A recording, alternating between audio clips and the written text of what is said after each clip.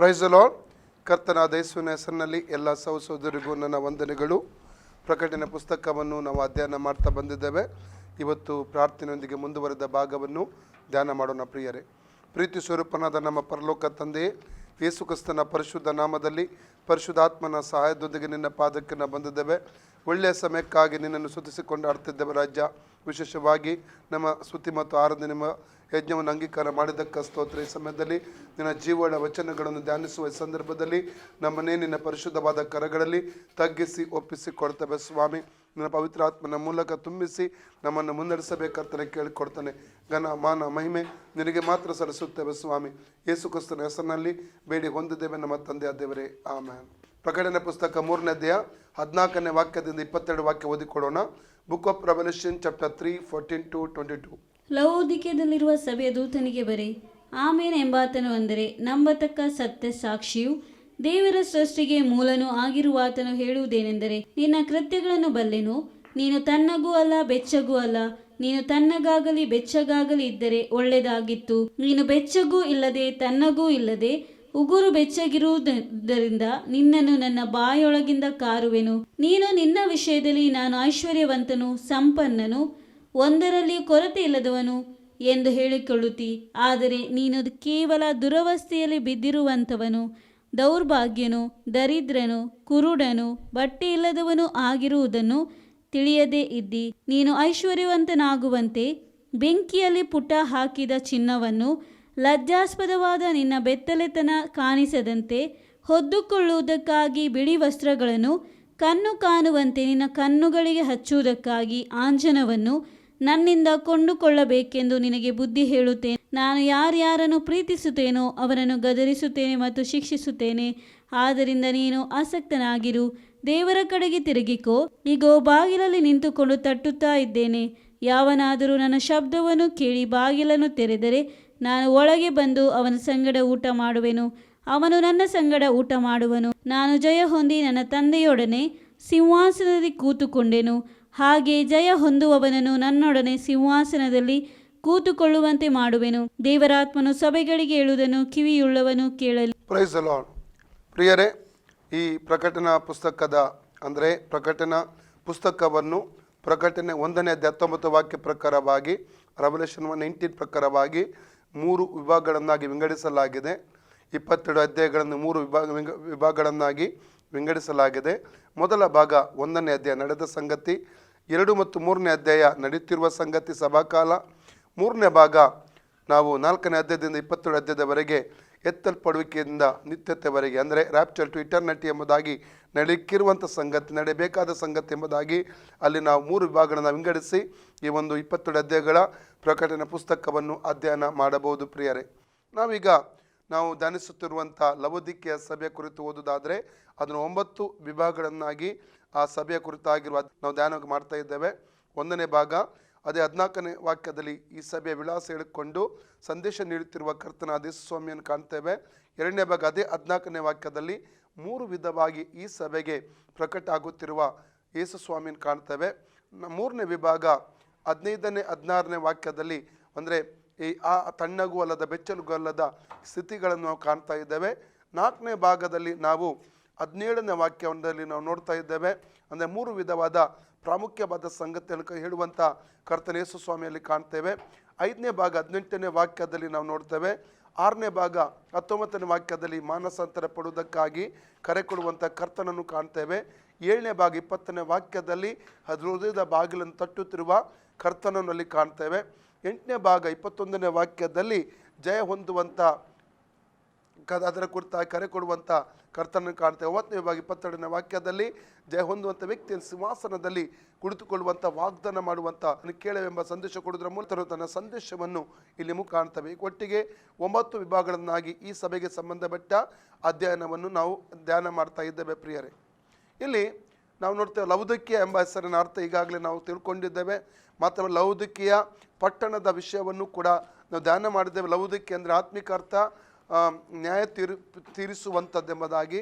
ಆದರೆ ಲಾವೋಸ್ ಮತ್ತು ಡೈಕ್ ಎಂಬ ಈ ಗ್ರೀಕ್ ಪದಗಳ ಮಿಶ್ರಣವಾಗಿದೆ ಲವೋದಿಕೀಯ. ಲವೋಸ್ ಎಂದರೆ ಗ್ರೀಕ್ನಲ್ಲಿ ಜನರು ಎಂಬುದಾಗಿ ಮತ್ತು ಡೈಕ್ ಎಂಬುದಾಗಿ ಹೇಳಿದ್ರೆ ನಡವಳಿಕೆ ಅಂದರೆ ಲೋಕದ ಜನರ ಆಚಾರ ವಿಚಾರ ನಡವಳಿಕೆ ಪದ್ಧತಿ ಎಲ್ಲವೂ ಸಭೆಯೊಟ್ಟಿಗೆ ಇಲ್ಲಿ ಮಿಶ್ರಣವಾಗುವಂಥದ್ದನ್ನು ಈ ಸಭೆಯ ಮೂಲಕವಾಗಿ ನಾವು ಕಾಣಲಿಕ್ಕೆ ನಮಗೆ ಸಾಧ್ಯವಾಗುತ್ತದೆ. ಈಗಾಗಲೇ ನಾವು 1ನೇ ಭಾಗ 2ನೇ ಭಾಗ ಅಂದರೆ 14ನೇ ವಚನವನ್ನು ನಾವು ಧ್ಯಾನ ಮಾಡಿದ್ದೇವೆ. ಇವತ್ತು ನಾವು 3ನೇ ಭಾಗವನ್ನು ಧ್ಯಾನ ಮಾಡಲಿಕ್ಕೆ ಹೋಗ್ತೇವೆ. 15ನೇ ವಚನ, ನಾವು 15ನೇ ವಚನ ಓದಿಕೊಳ್ಳೋಣ. ನಿನ್ನ ಕೃತ್ಯಗಳನ್ನು ಬಲ್ಲೆನು. ಬಸ್ ಇಲ್ಲಿ ಈ ಸಭೆಯನ್ನು ನೋಡಿಕೊಂಡು ಕರ್ತನು ಹೇಳ್ತಾ ಇದ್ದಾನೆ, ನಿನ್ನ ಕೃತ್ಯಗಳನ್ನು ಬಲ್ಲೆನು. ಸಭೆಯನ್ನು ಸೂಕ್ಷ್ಮವಾಗಿ ಗಮನಿಸುವಂತಹ ಕರ್ತನಾದ ಯೇಸು ಸ್ವಾಮಿಯನ್ನು ಇಲ್ಲಿ ನಾವು ಕಾಣ್ತಾ ಇದ್ದೇವೆ. ಸಭೆಯ ನಡವಳಿಕೆ, ಸಭೆಯ ಸ್ವಭಾವ, ಸಭೆಯ ನಡತೆ, ಸಭೆ ನಡೀತಿರುವಂಥ ವಿಧಾನಗಳು, ಎಲ್ಲ ವಿಧವಾದಂಥ ಕ್ರಿಯೆಗಳು, ಇವೆಲ್ಲವನ್ನು ಸರಿಯಾದ ರೀತಿಯಲ್ಲಿ ಸೂಕ್ಷ್ಮವಾಗಿ ಗಮನಿಸುವಂತಹ ಕರ್ತನಾದ ಯೇಸು ಸ್ವಾಮಿಯನ್ನು ನಾವಿಲ್ಲಿ ಕಾಣಲಿಕ್ಕೆ ನಮಗೆ ಸಾಧ್ಯ. ನಿನ್ನ ಕೃತ್ಯಗಳನ್ನು ಬಲ್ಲೆನು. ಅದು ಒಳ್ಳೆಯ ಕೃತ್ಯಗಳಾಗಿರ್ಬೋದು, ಅದು ಕೆಟ್ಟ ಕೃತ್ಯಗಳಾಗಿರ್ಬೋದು. ಒಟ್ಟಾರೆ ಅದರ ಕೃತ್ಯ ಅಂದರೆ ಕ್ರಿಯೆಗಳು, ಕೃತ್ಯಗಳು, ಜೀವಿತ ಅಥವಾ ನಡವಳಿಕೆ ಎಂಬುದಾಗಿ ಕೂಡ ಹೇಳೋಕ್ಕೆ ಸಾಧ್ಯವಿದೆ ಪ್ರಿಯರೇ. ಒಟ್ಟಾರೆ ಸಭೆಯ ಕೃತ್ಯಗಳನ್ನು ಪೂರ್ಣವಾಗಿ ತಿಳಿದುಕೊಳ್ಳುವಂತಹ ಇಲ್ಲಿ ಕರ್ತನಾದ ಯೇಸು ಸ್ವಾಮಿ ನೋಡ್ತೇವೆ. ನೋಡಿ, ಈ ಪ್ರಕಟಣೆ ಪುಸ್ತಕದ 2 ಮತ್ತು 3ನೇ ಅಧ್ಯಾಯದಲ್ಲಿ 7 ಸಭೆಗಳ ಕುರಿತಾಗಿ ಇಲ್ಲಿ ನಾವು ನೋಡ್ತಾ ಇದ್ದೇವೆ. 7 ಸಭೆಗಳನ್ನು ಕೂಡ ಸೂಕ್ಷ್ಮವಾಗಿ ಗಮನಿಸುವಂತಹ ಕರ್ತನನ್ನು ಇಲ್ಲಿ ಕಾಣ್ತಾ ಇದ್ದೇವೆ. ನಾವು ಈ ಸ್ಪೂರ್ಣ ಸಭೆಯ ಬಗ್ಗೆ ಓದೋದಾದರೆ 9ನೇ ವಾಕ್ಯ ಓದಿ. ನಾವು ರೆವಲ್ಯೂಷನ್ 2:9 ಪ್ರಕಟಣೆ 2:9ನೇ ವಾಕ್ಯದಲ್ಲಿ ಸ್ಪೂರ್ಣದ ಬಗ್ಗೆ ಏನು ಹೇಳ್ತಾನೆ ನೋಡುವ. ಕರ್ತನು ಸತ್ತವನಾಗಿದ್ದು ಜೀವಿತನಾಗಿ ಬಂದ ಆದಿ ಅಂತ್ಯನು ಹೇಳುವುದೇನೆಂದರೆ, ನಾನು ನಿನ್ನ ಸಂಕಟವನ್ನು ನಿನ್ನ ಬಡತನವನ್ನು ಬಲ್ಲೆನು. ಈ ಸಭೆಯ ಸಂಕಟ, ಎರಡನೇದಾಗಿ ಬಡತನ ಕರ್ತನಿಗೆ ಗೊತ್ತಿದೆ. ಕರ್ತನು ಸೂಕ್ಷ್ಮವಾಗಿ ಸಭೆಯನ್ನು ಗಮನಿಸ್ತಾ ಇದ್ದಾನೆ. ಸಭೆ ಹೇಳ್ತಾ ಇರಬಹುದು, ನನಗೆ ಸಂಕಟ ಇದೆ, ನನಗೆ ಬಾಧೆ ಇದೆ, ನನಗೆ ಹಿಂಸೆ ಇದೆ. ಸಭೆ ಹೇಳ್ತಾ ಇರಬಹುದು, ಕರ್ತನ ಹೇಳ್ತಾ ಇದ್ದಾನೆ, ನನಗೆ ಗೊತ್ತು, ನಾನು ತಿಳ್ಕೊಂಡಿದ್ದೇನೆ, ಇವೆಲ್ಲ ನನಗೆ ಗೊತ್ತು. ಅನೇಕ ಸಲ ನಾವು ಹೇಳುವುದುಂಟು, ನನ್ನ ದುಃಖ ದೇವರಿಗೆ ಗೊತ್ತಾಗ್ತಾ ಇಲ್ಲ, ನನ್ನ ಕಣ್ಣೀರು ದೇವರು ನೋಡ್ತಾ ಇಲ್ಲ, ದೇವರಿಗೆ ನನ್ನ ಬಗ್ಗೆ ಕಾಳಜಿ ಇಲ್ಲ, ಅಥವಾ ದೇವರು ನನ್ನ ಬಗ್ಗೆ ಒಂದು ಬಿಡುಗಡೆ ಕೊಡ್ತಾ ಇಲ್ಲ, ನನ್ನ ಬಗ್ಗೆ ಆತನ ಮನಮಾರ್ಗ್ತಾ ಇಲ್ಲ, ನನ್ನ ಮೇಲೆ ಆತನ ಕರುಣೆ ಇಲ್ಲ, ನಾನು ತಿರಸ್ಕರಿಸಲ್ಪಟ್ಟಿದ್ದೇನೆ ಎಂಬುದಾಗಿ ಹೇಳುವ ಅನೇಕ ಸಲ ಗುಣಗುಟ್ಟುತ್ತೇವೆ. ನಾವು ಕೆಲವೊಂದು ಭಿನ್ನವಾದ ಪರಿಸ್ಥಿತಿಯಲ್ಲಿ ಹಾದು ಹೋಗುವಾಗ ನಾವು ಗುಣಗುಟ್ಟುತ್ತೇವೆ. ಆದರೆ ಕರ್ತನ ಇಲ್ಲಿ ಹೇಳ್ತಾ ಇದ್ದಾನೆ, ಕೀರ್ತನೆ 23:4 ದಾವೀದನು ಹೇಳ್ತಾನೆ, ಕಾರ್ಗತ್ತನ ಕಣಿವೆಯಲ್ಲಿ ಹಾದು ಹೋಗುವಾಗ ನೀನು ನನ್ನ ಹತ್ತಿರವಿರುವುದರಿಂದ ನಾನು ಕೇಡಿಗೆ ಹೆದರೆನು, ನಿನ್ನ ದೊಣ್ಣೆ ಮತ್ತು ಕೋಲುನ ಧೈರ್ಯಪಡಿಸ್ತದೆ ಎಂಬುದಾಗಿ ದಾವೀದನು ಹೇಳುವಂತ ನೋಡ್ತೇವೆ. ಸಭೆ ಸಂಕಟ ಕರ್ತನ ಗೊತ್ತುಂಟು. ಸಂಕಟವನ್ನು ಮತ್ತೆ ನಿನ್ನ ಬಡತನವನ್ನು ಬಲ್ಲನು. ಅನೇಕರು ಹೇಳ್ಬೋದು, ನಾನು ಬಡವನಾಗಿದ್ದೇನೆ, ನಾನು ಕೊರತೆಯುಳ್ಳವನಾಗಿದ್ದೇನೆ, ನನಗೆ ಸಾಕಷ್ಟು ಅಗತ್ಯತೆಗಳಿವೆ. ದೇವರು ಹೇಳ್ತಾ ಇದ್ದ, ನನಗೆ ಗೊತ್ತು. ಅದರ ಅರ್ಥ ನಮ್ಮ ಎಲ್ಲ ಸ್ಥಿತಿಯನ್ನು ಪರಿಸ್ಥಿತಿಯನ್ನು ಬಲ್ಲಂತ ಕರ್ತನ ಕುರಿತಾಗಿ ಇಲ್ಲಿ ಕಾಣ್ತಾ ಇದ್ದೇವೆ. ಸಭೆಯನ್ನು ಸೂಕ್ಷ್ಮವಾಗಿ ಕರ್ತನು ಗಮನಿಸುತ್ತಾನೆ. ಇನ್ನೊಂದು ವಾಕ್ಯ ನಾವು ಓದಿಕೊಳ್ಳುವುದಾದರೆ ಪ್ರಕಟಣೆ ಪುಸ್ತಕ 2ನೇ ಅಧ್ಯಾಯ 13ನೇ ವಾಕ್ಯ, ಚಾಪ್ಟರ್ 2:13 ಪೆರ್ಗಮದ ಸಭೆಯ ಕುರಿತಾಗಿ ಏನು ಹೇಳ್ತಾನೆ ನೋಡು. ಕರ್ತನು ಹದವಾದ ಇಬ್ಬಾಯಿ ಕತ್ತಿಯನ್ನು ಹಿಡಿದಾತನು ಹೇಳುವುದೇನೆಂದರೆ, ನೀನು ವಾಸ ಮಾಡುವ ಸ್ಥಳವನ್ನು ಬಲ್ಲೆನು. ನೋಡಿ, ಈಗ ಈ ಸಭೆ ಕುರಿತು ಏನು ಹೇಳ್ತಿದ್ದಾನೆ ಕರ್ತನು, ನೀನು ವಾಸ ಮಾಡುವಂತ ಸ್ಥಳ ಬಲ್ಲೆನು. ಅದರ ಅರ್ಥ, ಯಾವ ಪ್ರಾಂತ್ಯದಲ್ಲಿ ಸಭೆ ಕಟ್ಟಲ್ಪಟ್ಟಿದೆ, ಸುತ್ತಲೂ ಮುತ್ತಲು ಇಂದ ಬರುವಂಥ ಸವಾಲುಗಳೇನು, ಹೋರಾಟಗಳೇನು, ವಿರೋಧತೆಗಳೇನು, ಇವೆಲ್ಲ ದೇವರಿಗೆ ಗೊತ್ತು. ಯಾವ ಸ್ಥಳದ ಅನೇಕರು ಹೇಳುವುದುಂಟು, ನಾನು ಇಂಥ ಒಂದು ಸ್ಥಳದಲ್ಲಿ ಸೇವೆ ಮಾಡ್ತಾ ಇದ್ದೇನೆ, ಅಲ್ಲಿ ಭಯಂಕರ ಹೋರಾಟಗಳು, ಭಯಂಕರ ಹಿಂಸೆ ಇರುವಂಥ ಸ್ಥಳ, ಭಯಂಕರ ಒಂದು ಕ್ರಿಸ್ತ ವಿರೋಧಿಗಳಿರುವಂಥ ಸ್ಥಳ, ಅಥವಾ ವಿರೋಧಗಳು ಹೇಳುವಂಥ ಒಂದು ಸ್ಥಳ, ಅಥವಾ ನೀರಿಲ್ಲದ ಸ್ಥಳ, ಅಲ್ಲಿ ಸರಿಯಾದಂಥ ಒಂದು ಕರುಣೆ ಇಲ್ಲದ ಜನರು ತುಂಬಿದಂಥ ಸ್ಥಳ. ಅನೇಕರು ಹೇಳುವುದಂತುಂಟು, ಕಠಿಣವಾದಂಥ ಸ್ಥಳ, ಅಂಥ ಸ್ಥಳದಲ್ಲಿ ನಾನು ಸೇವೆ ಮಾಡ್ತಾ ಇದ್ದೇನೆ ಎಂಬುದಾಗಿ ಅನೇಕರು ಹೇಳುವುದುಂಟು. ಇನ್ನು ಕೆಲವರು ಹೇಳ್ತಾರೆ, ಅಲ್ಲಿ ಮಂತ್ರವಾದಿಗಳಿದ್ದಾರೆ, ಆ ಸ್ಥಳದಲ್ಲಿ ಮಾಟಗಾರರಿದ್ದಾರೆ ಎಂಬುದಾಗಿ, ಅಂಥ ಸ್ಥಳದಲ್ಲಿ ನಾನು ಸೇವೆ ಮಾಡ್ತಾ ಇದ್ದೇನೆ. ಇನ್ನು ಕೆಲವರು ಹೇಳ್ತಾ ಇದ್ದಾರೆ, ನಾನಿರುವಂಥ ಏರಿಯಾವೆಲ್ಲ ಅಪರಾಧಗಳಿಂದ ತುಂಬಿದಂಥ ಸ್ಥಳ, ಕಠಿಣವಾದ ಸ್ಥಳ, ಅಂಥ ಸ್ಥಳದಲ್ಲಿ ನಾನು ಸೇವೆ ಮಾಡ್ತೇನೆ ಎಂಬುದು ಅನೇಕರು ಹೇಳ್ಬೋದು. ಆದರೆ ಒಂದೇ ಮಾತಿನಲ್ಲಿ ಇಲ್ಲಿ ಕರ್ತನೆ ಹೇಳ್ತಾ ಇದ್ದಾನೆ, ನೀನು ವಾಸ ಮಾಡುವಂಥ ಸ್ಥಳ ನಾನು ಬಲ್ಲೆನು. ದೇವರಿಗೆ ಗೊತ್ತುಂಟು ಯಾವ್ಯಾವ ಪ್ರಾಂತದಲ್ಲಿ, ಯಾವ್ಯಾವ ಸ್ಥಳದಲ್ಲಿ ನೀವು ಇದ್ದೀರಾ, ದೇವರು ಚೆನ್ನಾಗಿ ಬಲ್ಲವನಾಗಿದ್ದಾನೆ. ಅಲ್ಲಲ್ಲಿಯ ದೇವರು ಗೊತ್ತುಂಟು, ದೇವರೆಲ್ಲ ಕಂಟ್ರೋಲಲ್ಲಿ ಇಟ್ಕೊಂಡಿದ್ದಾನೆ. ರಿಮೋಟ್ ಕಂಟ್ರೋಲ್ ಯೇಸುವಿನ ಕೈಯಲ್ಲಿದೆ. ಆತನಿಗೆ ಗೊತ್ತುಂಟು ನಾವು ಯಾವ ಸ್ಥಳದಲ್ಲಿ ಇದ್ದೇವೆ ಎಂಬುದಾಗಿ. ಅದು ಈ ಎರಡೂ ಸಭೆಗೆ ಸಂಬಂಧವಾಗಿ, ಅಂದರೆ ಸ್ಫುರ್ಣ ಮತ್ತು ಪೆರ್ಗಮ ಅಲ್ಲಿ ಬಲ್ಲೆನು ಎಂಬುದಾಗಿ ಆತನ ಸಂಕಟ ಮತ್ತು ಬಡತನ ಬಲ್ಲೆನು ಅಂತ ಹೇಳ್ತಾನೆ. ಯಾವುದಕ್ಕೆ? ಸ್ಫುರ್ಣ ಸಭೆ ನೋಡಿ ಪ್ರಕಟಣೆ 2:9, ಪ್ರಕಟಣೆ 2:13 ನೀನು ವಾಸ ಮಾಡುವಂಥ ಸ್ಥಳ ಬಲ್ಲೆನೆಂಬುದಾಗಿ ಪೆರ್ಗಮ ಸಭೆಯನ್ನು ನೋಡಿ ಕರ್ತನು ಇಲ್ಲಿ ಹೇಳುವಂಥದ್ದನ್ನು ಇಲ್ಲಿ ನಾವು ಕಾಣ್ತಾ ಇದ್ದೇವೆ. ಆದರೆ ಉಳಿದ 5 ಸಭೆಗಳನ್ನು ನೋಡುವಾಗ ಕರ್ತನು ಹೇಳುವಂಥ ಮಾತು, ನಿನ್ನ ಕೃತ್ಯಗಳನ್ನು ಬಲ್ಲೆನು. ಮೊದಲ ಸಭೆ ಎಫೆಸ ಸಭೆಗೆ ಬರುವ ಪ್ರಕಟಣೆ 2:2, ರೆವಲ್ಯೂಷನ್ 2:2 ನಿನ್ನ ಕೃತ್ಯಗಳನ್ನು ಪ್ರಯಾಸವನ್ನು ತಾಳ್ಮೆಯನ್ನು ಬಲ್ಲೆನು. ನಿನ್ನ ಕೃತ್ಯಗಳನ್ನು ಪ್ರಯಾಸವನ್ನು ತಾಳ್ಮೆಯನ್ನು ಬಲ್ಲೆನು. ನೋಡಿ, ಎಫೆಸ ಸಭೆಯನ್ನು ಕೂಡ ಸೂಕ್ಷ್ಮವಾಗಿ ಗಮನಿಸುವಂಥ ಕರ್ತನನ್ನು ಕಾಣ್ತಾ ಇದ್ದೇವೆ. ಒಂದು ಎಫೆಸ ಸಭೆಗೆ ಏನು ಗೊತ್ತಿದೆಯೋ ಗೊತ್ತಿಲ್ಲ, ಅದರ ಬಗ್ಗೆ ಅದರ ಅನುಭವ ಅದು ಗೊತ್ತಿದೆಯೋ ಗೊತ್ತಿಲ್ಲವೋ ಗೊತ್ತಿಲ್ಲ. ಅದು ಕರ್ತನ ಹೇಳ್ತಾ ಇದ್ದ, ನಿನ್ನ ಕೃತ್ಯಗಳನ್ನು ನಿನ್ನ ತಾಳ್ಮೆಯನ್ನು ನಿನ್ನ ಪ್ರಯಾಸವನ್ನು ಬಲ್ಲೆನೆಂಬುದಾಗಿ ಅಲ್ಲಿ ಕರ್ತನು ಹೇಳುವಂತ ನೋಡ್ದೆ. ಅದರಲ್ಲಿ ಮೊದಲ ಭಾಗ ಏನಾಗಿದೆ, ಮೊದಲ ವಿಷಯ ಏನಾಗಿದೆ, ನಿನ್ನ ಕೃತ್ಯಗಳನ್ನು ನಾನು ಬಲ್ಲೆನು. ಸಭೆ ಪ್ರತಿಯೊಂದು ವಿಷಯಗಳನ್ನು ತಿಳಿದುಕೊಳ್ಳುವ ಯೇಸುಕ್ರಿಸ್ತನ ಕುರಿತಾಗಿ ನೋಡ್ತೇವೆ. 7 ಸಭೆಗಳ ಅಂದರೆ 7 ದೀಪಸ್ತಂಭಗಳ ಮಧ್ಯದಲ್ಲಿ ನಡೆದಾಡುವಂಥ ಯೇಸು ಸ್ವಾಮಿ, ಅಲ್ಲಲ್ಲಿಯ ಮಹಾಯಾಜಕ, ಇವತ್ತು ಮಹಾಯಾಜಕ ಸೇವೆ ಮಾಡ್ತಾ ಇದ್ದಾನೆ. ಪರಲೋಕದ ಒಂದು ಉನ್ನತವಾದ ದೇವಾಲಯದಲ್ಲಿದ್ದುಕೊಂಡು ತಂದೆ ದೇವರ ಬಲಗಳಲ್ಲಿ ಕೂತು ನಮಗಾಗಿ ವಿಜ್ಞಾಪನೆ ಮಾಡಿದ ಯೇಸು ಸ್ವಾಮಿ ಹೇಳ್ತಾ ಇದ್ದಾನೆ, ನನಗೆ ಗೊತ್ತು, ನಿನ್ನ ಪ್ರಯಾಸ ಗೊತ್ತು, ನಿನ್ನ ತಾಳ್ಮೆ ಗೊತ್ತು, ನಿನ್ನ ಕೃತ್ಯಗಳು ಗೊತ್ತು ಎಂಬುದಾಗಿ ಎಫೆಸ ಸಭೆ ನೋಡಿಕೊಂಡು ಅಲ್ಲಿ ಕರ್ತನು ಹೇಳುವಂಥದ್ದನ್ನು ಇಲ್ಲಿ ಕಾಣ್ತೇವೆ. ಮತ್ತು 2ನೇ ಸಭೆ, ಈಗ ಸ್ಫುರ್ಣ ಮತ್ತು ಪೆರ್ಗಮ ಸಪ್ರೇಟ್ ಸಂದೇಶ ಆದರೂ ಕೂಡ ಅದರ ವಿಷಯಗಳು ಗೊತ್ತಿದೆ ಅಂತ ಯೇಸು ಹೇಳ್ತಾ ಇದ್ದಾನೆ. ಇಲ್ಲಿ ಎಫೆಸ ನೋಡಿ ಕೃತ್ಯಗಳನ್ನು ಅಲ್ಲಿ ಮೆನ್ಷನ್ ಮಾಡಿದ್ದಾನೆ ಸ್ವಾಮಿ. ನಂತರ ತುವತೈರಗೆನ ಬರುವ ಪ್ರಕಟಣೆ 2:19, ರೆವಲ್ಯೂಷನ್ 2:19 ತುವತೈರ ಸಭೆಗೆ ಏನು ಹೇಳ್ತಾನೆ ನೋಡಿ ಸ್ವಾಮಿ, ನಿನ್ನ ಕೃತ್ಯಗಳನ್ನು ನಿನ್ನ ಕೃತ್ಯಗಳನ್ನು ನಿನ್ನ ಪ್ರೀತಿಯನ್ನು ನಂಬಿಕೆಯನ್ನು ಪರೋಪಕಾರವನ್ನು ತಾಳ್ಮೆಯನ್ನು ಬಲ್ಲೆನು. 5 ಗುಣಗಳು. ನಿನ್ನ ಕೃತ್ಯಗಳನ್ನು ಮುಂದವದಿ, ನಿನ್ನ ಕೃತ್ಯಗಳನ್ನು ನಿನ್ನ ಪ್ರೀತಿಯನ್ನು ನಂಬಿಕೆಯನ್ನು ಪರೋಪಕಾರವನ್ನು ತಾಳ್ಮೆಯನ್ನು ಬಲ್ಲೆನು. ಅದರಲ್ಲಿ ಒಂದಾಗಿದೆ ಕೃತ್ಯ. ಅಂದರೆ ಸಭೆ ಯಾವ ಒಂದು ರೀತಿಯಲ್ಲಿ ಹೋಗುತ್ತದೋ, ಸಭೆಯ ಸ್ವಭಾವ, ಸಭೆಯ ನಡತೆಗಳು, ಸಭೆಯ ಗುಣ, ಸಭೆಯ ಜೀವಿತ ಸಾಕ್ಷಿ, ಇವೆಲ್ಲವನ್ನು ಕರ್ತನು ತಿಳಿದಿದ್ದಾನೆ, ಎಲ್ಲ ತಿಳಿದಿದ್ದಾನೆ. ಯಾವ ರೀತಿ ಸಭೆ ಅದು ಹೋಗುತ್ತಾ ಇದೆ ಎಂಬುದಾಗಿ ಯೇಸು ಸ್ವಾಮಿ ಇಲ್ಲಿ ತಿಳ್ಕೊಳ್ಳುವಂಥದ್ದನ್ನು ಇಲ್ಲಿ ನಾವು ಕಾಣಲಿಕ್ಕೆ ನಮಗೆ ಸಾಧ್ಯವಾಗ್ತದೆ. ಪ್ರಿಯ ತುವತೈರ ಸಭೆಯನ್ನು ನೋಡಿ 5 ಗುಣಗಳು ನನಗೆ ಗೊತ್ತಿದೆ, ಅದರಲ್ಲಿ ಒಂದಾಗಿದೆ ನಿನ್ನ ಕೃತ್ಯಗಳು ಎಂಬುದಾಗಿ ಇಲ್ಲಿ ನಾವು ನೋಡ್ತೇವೆ. ಸಾರ್ದಿಸ್ ಸಭೆಗೆ ಏನು ಹೇಳ್ತೇನೆ ನೋಡಿ ಸ್ವಾಮಿ, ಪ್ರಕಟಣೆ 3:1, ರೆವಲ್ಯೂಷನ್ 3:1 ಸಾರ್ದಿಸ್ನಲ್ಲಿರೋ ಸಭೆಯ ದೂತನಿಗೆ ಬರೆ, ದೇವರ 7 ಆತ್ಮಗಳು 7 ನಕ್ಷತ್ರಗಳು ಉಳ್ಳಾತನು ಹೇಳುವುದೇನೆಂದರೆ, ನಿನ್ನ ಕೃತ್ಯಗಳನ್ನು ಬಲ್ಲೆನು, ನಿನ್ನ ಕೃತ್ಯಗಳನ್ನು ಬಲ್ಲೆನು. ಜೀವಿಸುವನು ಎಂದೆಸರು ನಿನಗಿದ್ದರು. ಬಸ್ ಇಲ್ಲಿ ಆ ಸಭೆಯ ಕೃತ್ಯ, ಸಾರ್ದಿ ಸಭೆಯ ಕೃತ್ಯ ಇಲ್ಲಿ ನಾನು ಬಲ್ಲೆನಂತ ಸ್ವಾಮಿ ಹೇಳ್ತಾ ಇದ್ದಾನೆ.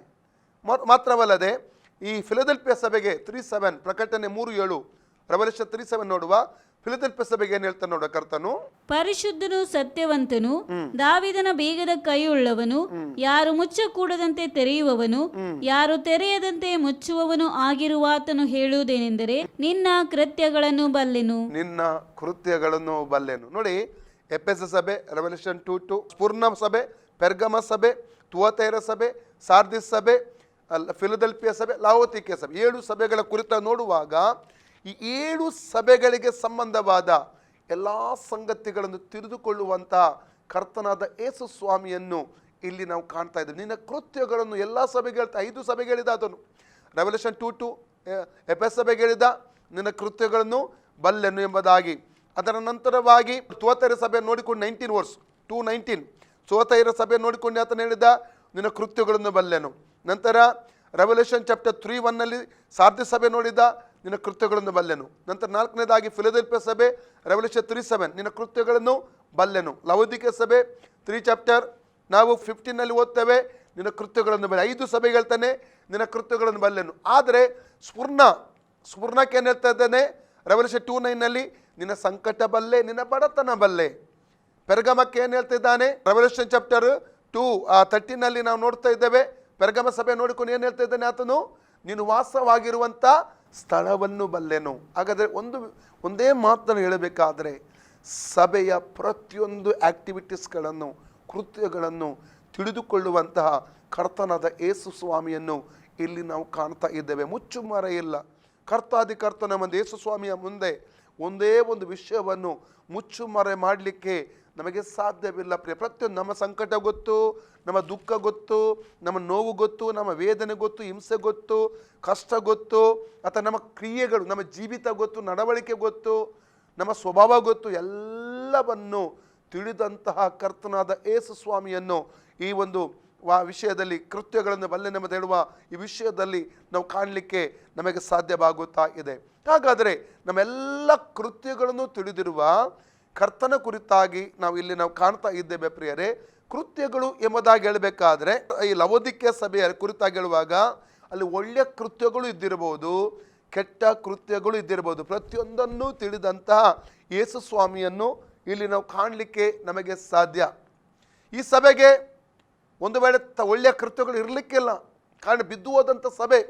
ಆರಂಭದಲ್ಲಿ ಹೇಳಿದೆ, ಸಭಾಕಾಲ ಇದರದ್ದು ಆರಂಭ ಕ್ರಿಸ್ತಶಕ 1844 ಸಭೆಯಿಂದ ಆರಂಭವಾಗಿ ಎತ್ತಲ್ಪಡುವಿಕೆಯ ನಂತರವೂ ಕೂಡ ಈ ಭೂಮಿಯಲ್ಲಿ ಈ ಲವೋದಿಕೀಯ ಸಭೆ ಇರುತ್ತದೆ. ಒಂದು ರೀತಿಯಲ್ಲಿ ಹೇಳಬೇಕಾದ್ರೆ ಬಿದ್ದು ಹೋದ ಸಭೆಯನ್ನು ಇಲ್ಲಿ ನಾವು ಕಾಣುತ್ತೇವೆ. ಬಿದ್ದು ಹೋದಂಥ ಸಭೆ. ಈ ಸಭೆಯ ಒಳಗಡೆ ವಿಗ್ರಹಾರಾಧನೆ ಬಂದು, ಪುರೋಹಿತರ ಒಂದು ಪೌರೋಹಿತ ಸೇವೆ ಬಂತು, ಅನೇಕ ಸಂಗತಿಗಳು, ಎಲ್ಲ ತಪ್ಪಾದ ಸಂಗತಿಗಳು ಈ ಸಭೆಯೊಳಗೆ ನುಸಿಡಿ ಬಂದಿರುವಂಥದ್ದನ್ನು ನಾವು ಈ ಕೊನೆಯ ಕಾಲದಲ್ಲಿ ಕಾಣಲಿಕ್ಕೆ ನಮಗೆ ಸಾಧ್ಯವಾಗ್ತದೆ. ಇವತ್ತಿರುವಂಥ 2 ಸಭೆಗಳು, ಫಿಲದೆಲ್ಫಿಯ ಸಭೆ ಇದೆ, ಲವೋದಿಕೀಯ ಸಭೆ ಇದೆ. ಫಿಲದೆಲ್ಫಿಯ ಸಭೆ ಎತ್ತಲ್ಪಡುವಿಕೆಯಲ್ಲಿ ಹೋಗುತ್ತದೆ, ರ್ಯಾಪ್ಚರಲ್ಲಿ ಪರಲೋಕಕ್ಕೆ ಹೋಗುತ್ತದೆ. ಲವೋದಿಕೀಯ ಸಭೆ ಎತ್ತಲ್ಪಡುವಿಕೆಯಲ್ಲಿ ಹೋಗುವುದಿಲ್ಲ, ಇದು ಭೂಮಿಯಲ್ಲೇ ಉಳಿಯುತ್ತದೆ. ಎತ್ತಲ್ಪಡುವಿಕೆಯ ನಂತರವೂ ಕೂಡ ಅದು ಯೇಸು ಎಲ್ಲ ಸಭೆಗಳಿಗೂ, ಒಂದೊಂದು ಸಭೆ ಒಂದೊಂದು ಕೊರತೆ ಇದ್ದರೂ ಕೂಡ ಕೇವಲ ಸ್ಫುರ್ಣ ಮತ್ತು ಫಿಲದೆಲ್ಫಿಯ 2 ಸಭೆಗಳನ್ನು ಬಿಟ್ಟು ಉಳಿದ 5 ಸಭೆಗಳಲ್ಲಿ ಭಿನ್ನವಾದಂಥ ಕೊರತೆಗಳಿದ್ದರೂ ಕೂಡ ಅವುಗಳಿಗೆ ಮಾನಸಾಂತರ ಪಟ್ಟು ಆತನ ಕಡೆಗೆ ತಿರುಗುವುದಕ್ಕಾಗಿ ಒಂದು ಅವಕಾಶವನ್ನು ಕರ್ತನು ಕೊಡುವಂಥದ್ದನ್ನು ಇಲ್ಲಿ ನಾವು ಕಾಣಲಿಕ್ಕೆ ನಮಗೆ ಸಾಧ್ಯವಾಗ್ತದೆ ಪ್ರಿಯರೇ.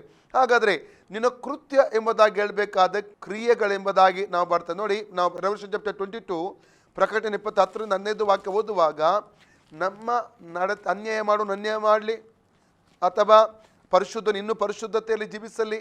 ಯೇಸುಸ್ವಾಮಿ ಹೇಳ್ತಾ ಹೋಗ್ತಾ ಇದ್ದಾನೆ, ಅಂದರೆ ನಾನು ಬೇಗನೆ ಬರುತ್ತೇನೆ, ಅವನವನಿಗೆ ಆ ನಡತೆಗೆ ತಕ್ಕ ಪ್ರತಿಫಲವನ್ನು ಕೊಡಲಿಕ್ಕೆ ನನ್ನ ಕೈಲಿದ್ದೆಂಬಂಥ ಸಂದೇಶವನ್ನು ಅಲ್ಲಿ ಯೇಸು ಕೊಡುವಂತ ನೋಡ್ತೇವೆ. ಓದಿ ವಾಕ್ಯವನ್ನು. ಇದಲ್ಲದೆ ಅವನು ನನಗೆ ಈ ಪುಸ್ತಕದಲ್ಲಿರುವ ಪ್ರವಾದನ ವಾಕ್ಯಗಳನ್ನು ಗುಪ್ತವಾಗಿಡಬೇಡ, ಇವು ನೆರವೇರುವ ಸಮಯವು ಸಮೀಪವಾಗಿದೆ. ಅನ್ಯಾಯ ಮಾಡುವವನು ಇನ್ನೂ ಅನ್ಯಾಯ ಮಾಡಲಿ. ಅನ್ಯಾಯ ಮಾಡ್ತಾ ಇದ್ದಾನೆ, ಅವನು ರಕ್ಷಣೆ ಹೊಂದಿರಬಹುದು. ತಂದೆ ಮಗ ಪವಿತ್ರಾತ್ಮನ ಹೆಸರಿನಲ್ಲಿ ನೀರಲ್ಲಿ ಮುಳುಗಿ ದೀಕ್ಷೆ ತೆಗೆದುಕೊಂಡಿರಬಹುದು. ಅನ್ಯಾಯ ಮಾಡ್ತಾ ಜೀವಿಸ್ತಿದ್ದೀಯಾ, ನೀನು ಅನ್ಯಾಯ ಮಾಡ್ತಾ ಹೋಗು. ಮುಂದೆ, ಮೈಲಿಗೆ ಆಗಿದ್ದೀಯ, ಈಗಾಗಲೇ ನೀನು ಮೈಲಿಗೆ ಆಗುತ್ತಾ, ತನ್ನನ್ನು ಇನ್ನೂ ಮೈಲಿಗೆ ಮಾಡಿಕೊಳ್ಳಲು ಮೈಲಿಗೆ ಮಾಡು. ನೀತಿವಂತನು ಇನ್ನೂ ನೀತಿಯನ್ನು ಅನುಸರಿಸ್ತಾ ಇರಲಿ. ಪವಿತ್ರನು ತನ್ನನ್ನು ಇನ್ನೂ ಪವಿತ್ರ ಮಾಡಿಕೊಳ್ಳಲಿ. ಇಗೋ ಬೇಗನೆ ಬರುತ್ತೇನೆ. ನಾನು ಪ್ರತಿಯೊಬ್ಬನಿಗೆ ಅವನವನ ನಡತೆಯ ಪ್ರಕಾರ ನಡತೆಗೆ ತಕ್ಕ ಕೊಡತಕ್ಕ ಪ್ರತಿಫಲವು ನನ್ನ ಕೈಯಲ್ಲಿದೆ. ನಾನೇ ಆದಿಯು ಅಂತ್ಯವು, ಮೊದಲನೆಯವನು ಕಡೆಯವನು, ಪ್ರಾರಂಭವು ಸಮಾಪ್ತಿಯೂ ಆಗಿದ್ದೇನೆ. ತಮ್ಮ ನಿಲುವಂಗಿಗಳನ್ನು ತೊಳಕೊಂಡವರು ಧನ್ಯರು. ಅವರಿಗೆ ಜೀವ ವೃಕ್ಷದ ಹಕ್ಕು ಇರುವುದು. ಅವರು ಬಾಗಿಲುಗಳಿಂದ ಆ ಪಟ್ಟಣದೊಳಕ್ಕೆ ಸೇರುವರು. ನಾಯಿಗಳಂತಿರುವವರು. ನಾಯಿಗಳಂತಿರುವ ಅರ್ಥ ಏನು? ಹಿಂಜಾರಿ ಹೋದವರು. ನಾವು 2 ಪೇತ್ರ 2ನೇ ಅಧ್ಯಾಯ 20-21 ವಾಕ್ಯ ಹೋದರೆ, ಅಂದರೆ ಯಾವ ವಾಂತಿ ಮಾಡಿದ್ದನ್ನು ಕಕ್ಕಿದ್ದನ್ನು ಅದು ನಾಯಿ ಏನು ಮಾಡ್ತದೆ, ತಿನ್ನುತ್ತದಂತೆ. ಓದಿ.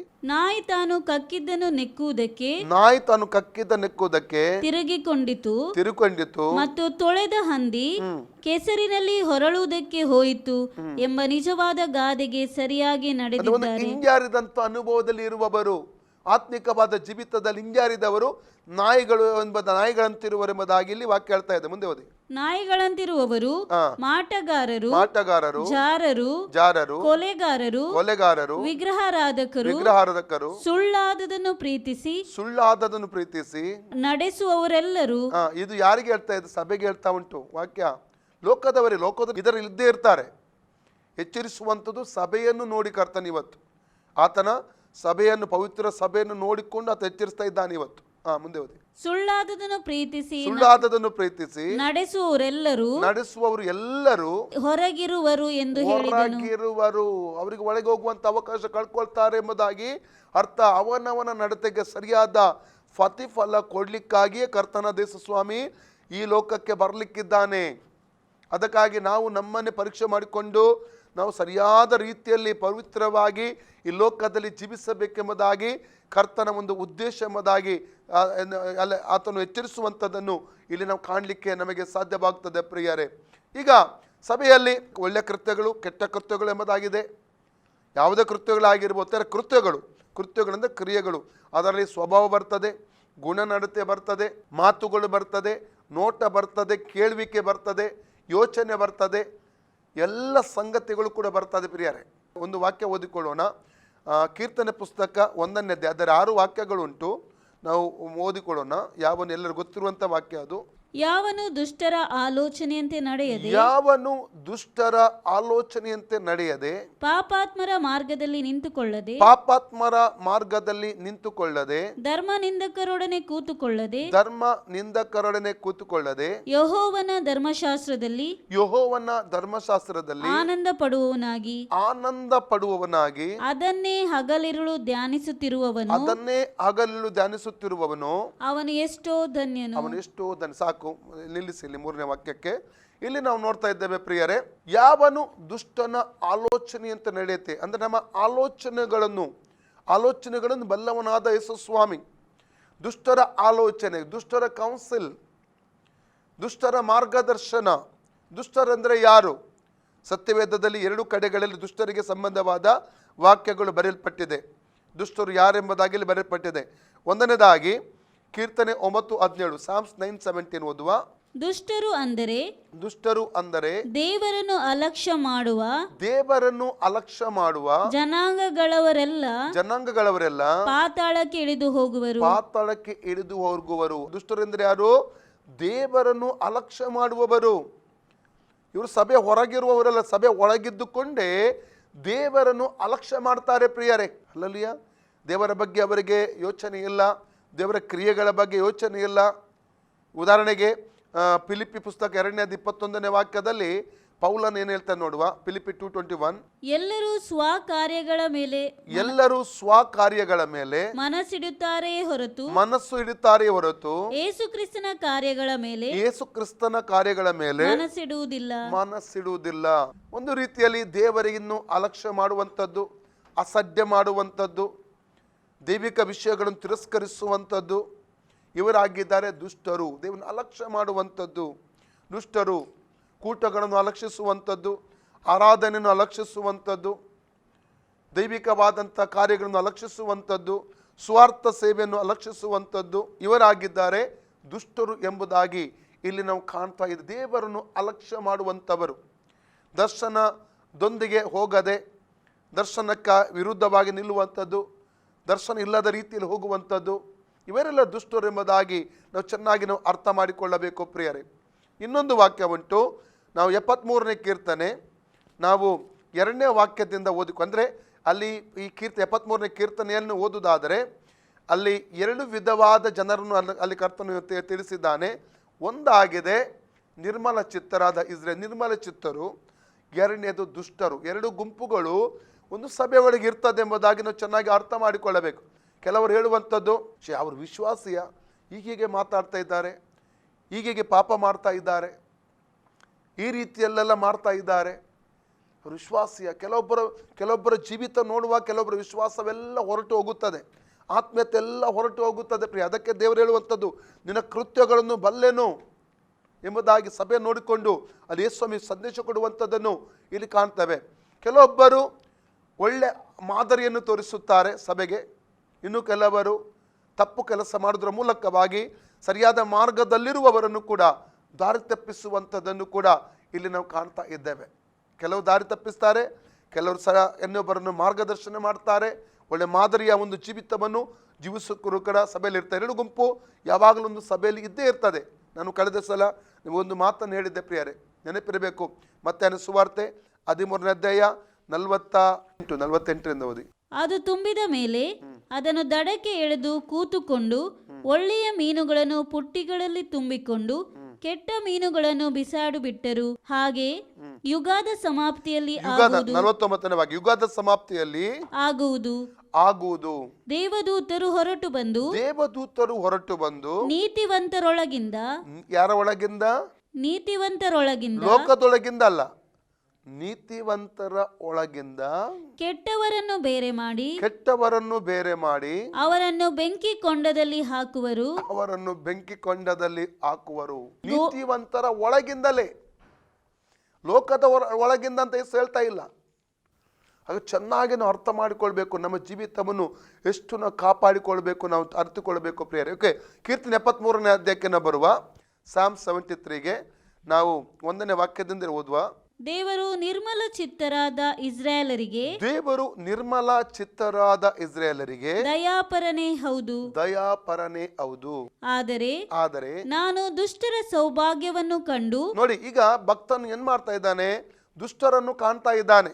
ಎಲ್ಲಿ? ಸಭೆ ಒಳಗಡೆನೆ. ಅವರ ಜೀವಿತ ಸರಿಯಿಲ್ಲ, ನಡತೆ ಸರಿಯಿಲ್ಲ, ಗುಣಗುಟ್ಟುವಂಥದ್ದು, ವಿವಾದ ಮಾಡುವಂಥದ್ದು, ದೂಷಿಸುವಂಥದ್ದು, ಬೆನ್ನ ಹಿಂದೆ ಮಾತಾಡುವಂಥದ್ದು, ಇನ್ನೊಬ್ಬರನ್ನು ಗೇಲಿ ತಮಾಷೆ ಮಾಡುವಂಥದ್ದು, ಅಥವಾ ತಪ್ಪಾದ ಪಾಪ ಮಾಡುವಂಥದ್ದು, ಬಹಿರಂಗವಾದ ಪಾಪಗಳನ್ನು ಮಾಡುವಂಥದ್ದು, ಅದು ಮದ್ಯಪಾನ ಆಗಿರ್ಬೋದು, ಅಥವಾ ತಂಬಾಕು ಸೇವನೆಗಳಾಗಿರ್ಬೋದು, ವ್ಯಭಿಚಾರ ಪಾಪಗಳಾಗಿರ್ಬೋದು.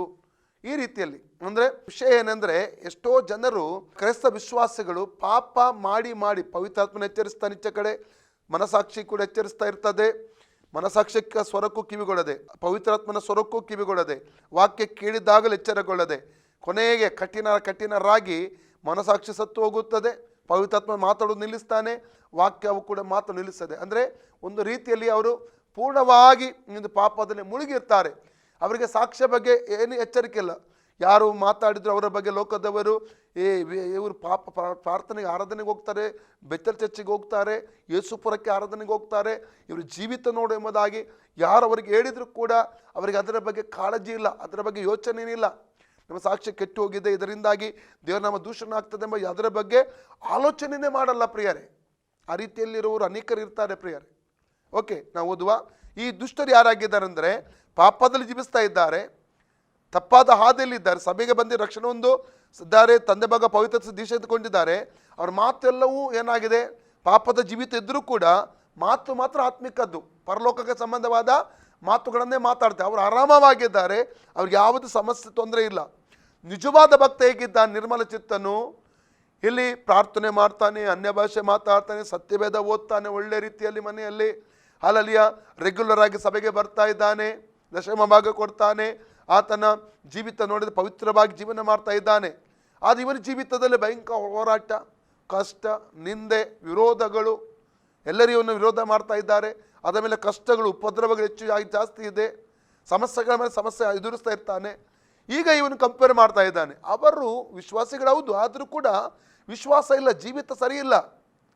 ಹಾಗಾದ್ರೆ ನಾನು ನನ್ನ ಪಾಪವನ್ನು ಮಾನಸಾಂತರ ಪಟ್ಟುಕೊಂಡದ್ದು, ಪಾಪ ಬಿಟ್ಟದ್ದು, ದೇವರಿಗೋಸ್ಕರ ನಿಂತದ್ದು, ನಂಬಿಕೆಯಲ್ಲಿ ಪ್ರಾರ್ಥನೆ ಮಾಡುವ ಇವೆಲ್ಲವೂ ಸರಿಯಾ ಎಂಬುದಾಗಿ ಆತನು ಏನು ಮಾಡ್ತಾನೆ? ತುಲನೆ ಮಾಡುವಂಥದ್ದು ನೋಡ್ತೇವೆ. ಇದನ್ನು ಇಲ್ಲಿ ನಾವು ನೋಡ್ತೇವೆ. ಓದಿ.